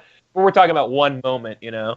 Whereas like The Last Jedi, the theater wouldn't shut up, you know. Like, and it didn't annoy me at all. I was just like, dude, yeah, no, it was highly enjoyable, and yeah, also like, the audio was always louder. I'm there with you guys. I'm so there with you guys. Yeah. God, I wish I had that on opening night. I really do. Did your theaters become like, I don't know? It was tense and silent when there's a moment that happens with a ship, and the screen. Let's just say the screen goes white. Yeah. Do you know what I'm talking about? And it goes silent. Oh, yeah. Yep. Like, it was so tense, and people were just kind of like, their breath was taken away. You could audibly hear it. All of the air was sucked out of the theater. Yeah. Like, it was so palpable. It was so crazy, man. I'm trying not to spoil spoilers, but like, whenever the scene, I know, we're not going to spoil it here, but whenever the scene starts playing out and you realize what's going on, everybody erupted into cheering. Like, woo! Like, it was kind of like, I wanted to chant, like, do it, and shit like that. Like, it was just one of those moments.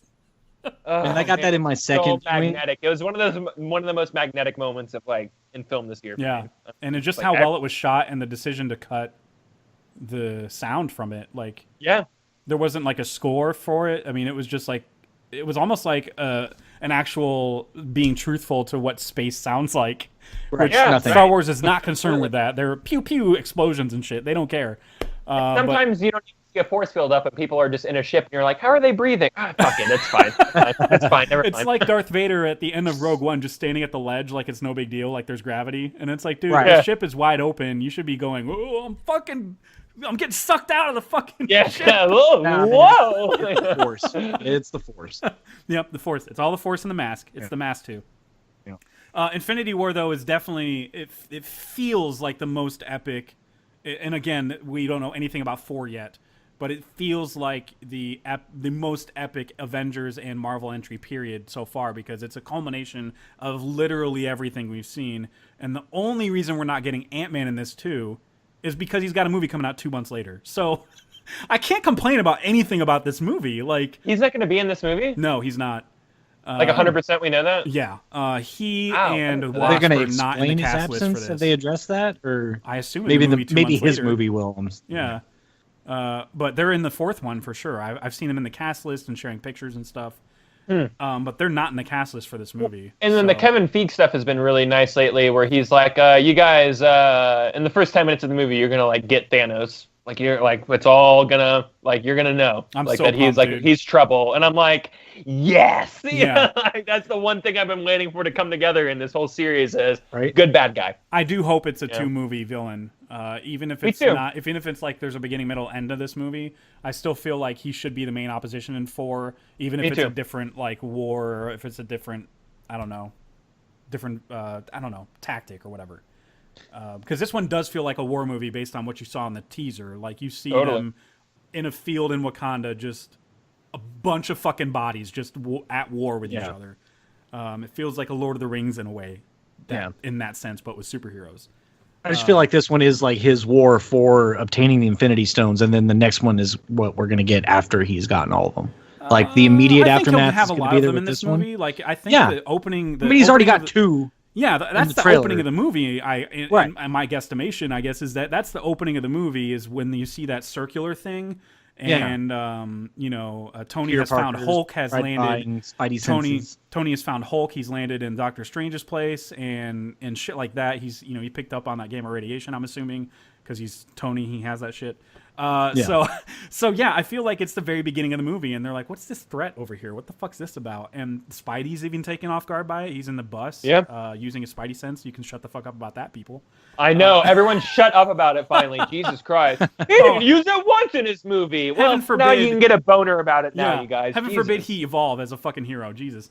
It feels like that's all of his powers awakened overnight. Okay, yeah. It feels like that's the beginning, and maybe even right after that, when Spidey, it looks like he gets hurt. Even right after that, when they go find Cap and they have a little war with whatever army that is, that feels like it's all before the Guardians arrive to Earth. And when the Guardians arrive to Earth, I feel like the game changes, and I feel like I think Thor and the Guardian showing up is then. the entire game changer. Like that's what sways the entire battle, because now you have like his daughter there, and like it's going to become a whole different movie almost. Yeah, it will absolutely. A big paradigm shift. And not to mention Thor don't need no fucking hammer. He's a goddamn god now. I'm so intrigued to see how that plays out in the movie. Me too. Because it's like uncontained in Ragnarok. It's so good. I love that arc. Oh man, it's a simple superhero arc, but sometimes that works. Sometimes dude, that movie worked so hard. Yeah, it does. It works in the big action moments and it works in the comedy moments, and it's fucking great, dude. And so does Last Jedi. Suck on that. Wait, no, that movie's bad. We hate that. Oh, movie. Right. Terrible. Yeah, the comedy was terrible and just forced. I feel like all of it, like whenever he did. Man, I almost spoiled shit. I'm so sorry. I'm like, whenever he just launched into spoilers. I don't want to spoil it, but when Chewbacca reveals his Jedi powers. And he force bangs that porg on the other side of the Millennium Falcon. It's fucking awesome. I'm gonna force bang you. Yeah, it sounds like rape to me. It does. It does. Fuck. Infinity War is obviously a lot to get hyped about. I can list off the cast to you guys, but I mean, it's literally every hero that you have seen in a Marvel movie is in this fucking movie, with the exception of Ant-Man and Wasp. That's so crazy that Ant-Man and Wasp are not in this movie to me. Why does that bother so much? That's just. I'm sorry. Paul Rudd is in the list, but the Wasp isn't. I'm sorry. Oh, that's fine. Yeah, Paul Rudd being in the list that's fine. Yeah, at least acknowledge his existence. It just makes no sense to me that they're like, "Hey, we brought everybody back except that fucker." Yeah, it's a good point. I'm excited that they're including that tease at the end. We know based on everything we've read and the descriptions from the Comic-Con and this shitty rip of the trailer from Comic-Con that the Guardians are in the goddamn movie. But that tease at the end was still so good. Because I thought of like my parents, for example, that don't keep up with it like I do, them watching it and going, "The Guardians are in this!" Like you just, exactly. There's a certain reaction that was meant to elicit. It totally fucking succeeded in that trailer. And Thor is the perfect person to have them interact with. Man, I think Kevin Feige did say that Loki was definitely a bad guy in this movie. He was like, "Yeah, Loki is definitely on Thanos' side in this movie," dude. Which I find interesting. Like, so that means flip-flopping motherfucker. Yeah, I know. That means he basically stole that thing and hitched a ride with Thor. That's the cube thing, and hitched a ride with Thor just so he could like find a way to Earth and get Thanos there. That's a long con if I ever heard one. Oh yeah. He's always up to something. I mean, anybody that thinks differently. Yeah, I guess you're kind of being foolish if you think he's going to be a good God guy. of mischief. I mean, he's it's a good point. Yeah, he's not the god of staying the same after he turns good. Yeah, he's not at all. He's the god of 180s. He just always You want to do does a get 180. help? Well, let's not do get help. That's very humiliating. Someone get help, and then he throws his body against. God damn it! I love that scene in Thor. It's so funny. I love it when he throws like a rag doll throws Loki's body against some bad guys. It's so hilarious. That's some Taika Waititi shit right there. That's for sure. Actually, I think if I'm not mistaken, that shit. I think I read somewhere where like Hemsworth made that up with Hiddleston. They're like, what about this? I think they brainstormed together and came up with Get Help, and they're like, let's not do Get Help, and then it became a thing. We're like, oh, Get Help, somebody get help, and then he takes out those fucking guys. Brilliant last minute addition, if I say so. Super great, yeah. I'm excited to see all these characters interact, man. I want to see how Bucky comes back into play.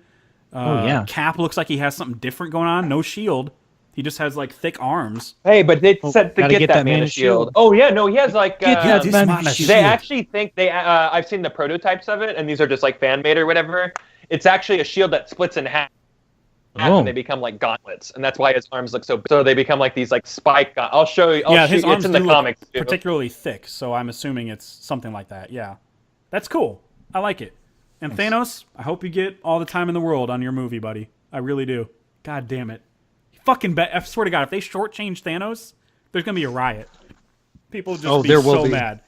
Absolutely, there will be. DC fanboys won't let up, and Marvel fanboys will be pissed as shit. Yeah. And I'm assuming the movie's going to be as long as this podcast episode, too, or longer, maybe. How? What? What? We're 2.5 hours? We are on hour 4 of fucking 2018 talk. But, like, look, Infinity War deserves to be that long, in my opinion. But at the same time, we've had so much character development in solo movies, which DC should have done to begin with, fuck faces. Yeah. And that I don't need to see, like, oh, what's Black Panther up to? You know, like, it's... Yeah. Wait, what's exactly the relationship between Black Widow and... You get it. We know. You get it. Like, they just need a glance. That's all you need. Things are rocky when they last left off. And there's people in this that I forgot they were in Marvel movies. Like, Benicio del Toro's coming back. I forgot he was in a Marvel movie. The Collector. Oh, the Collector, yeah. You have some people from Black Panther showing up, like, obviously because they're in Wakanda. They're going to have some of the henchmen for Black Panther show up. And even... Peter Parker's best friends in this movie. Like, they're bringing back people that you're like, oh, yeah, that's right. Those are characters. Right. Who has time for all these fucking people, though? Really? That's a funny story. It's so funny, Mark. So, I am really excited for the next year in movies. I don't know about you guys. It's going to be okay. It's like 2017 Part 2. That's what it is for games, too. Yeah. It's just a brutal year. It really is. And we haven't even scratched the surface on like Sundance movies, which kind of sets the pace for all of the underground potential award candidates for up until the end of the year. We don't know about any of those movies, because nobody's bought them yet. Nobody's bought them for distribution. So could be a totally different game by the end of the year. So I'm excited for it, man. I love this type of shit. So next week we're gonna do take a look back at 2017, and we're gonna do. I think we're gonna just go ahead and do the bracket for what everybody has gone and seen. We're gonna do a bracket for the 2017 box office of movies. That we're gonna take the top 16 that people have decided to give their money to the most in the box office, and we're gonna have them in a tournament. Basically, that's what we're gonna have determine. The rankings of a tournament. So that way we can shit on certain movies that made the 16 that definitely shouldn't be there. Boss Baby, Justice League. So stay tuned for that episode. I'm just glad Dunkirk's in there, man, at all. Like, that's crazy to me. Fun jerk. That'll be interesting, and then we'll talk about all of our top 10 favorites from 2017 in terms of TV shows. I'm just trying to make sure we get Black Widow in there. I definitely want to get Black Widow in there. Black Mirror, I'm trying to get all of us into that show. That'll be an easy binge. Easy binge. Yeah, for sure. It's just 6 episodes, but you never know. It could be like full-length movies, all of them. Who knows? But I'm hyped as shit for that, and I want to make sure we can include that in our list because Jesus, it needs to be. I assume it's going to be that good.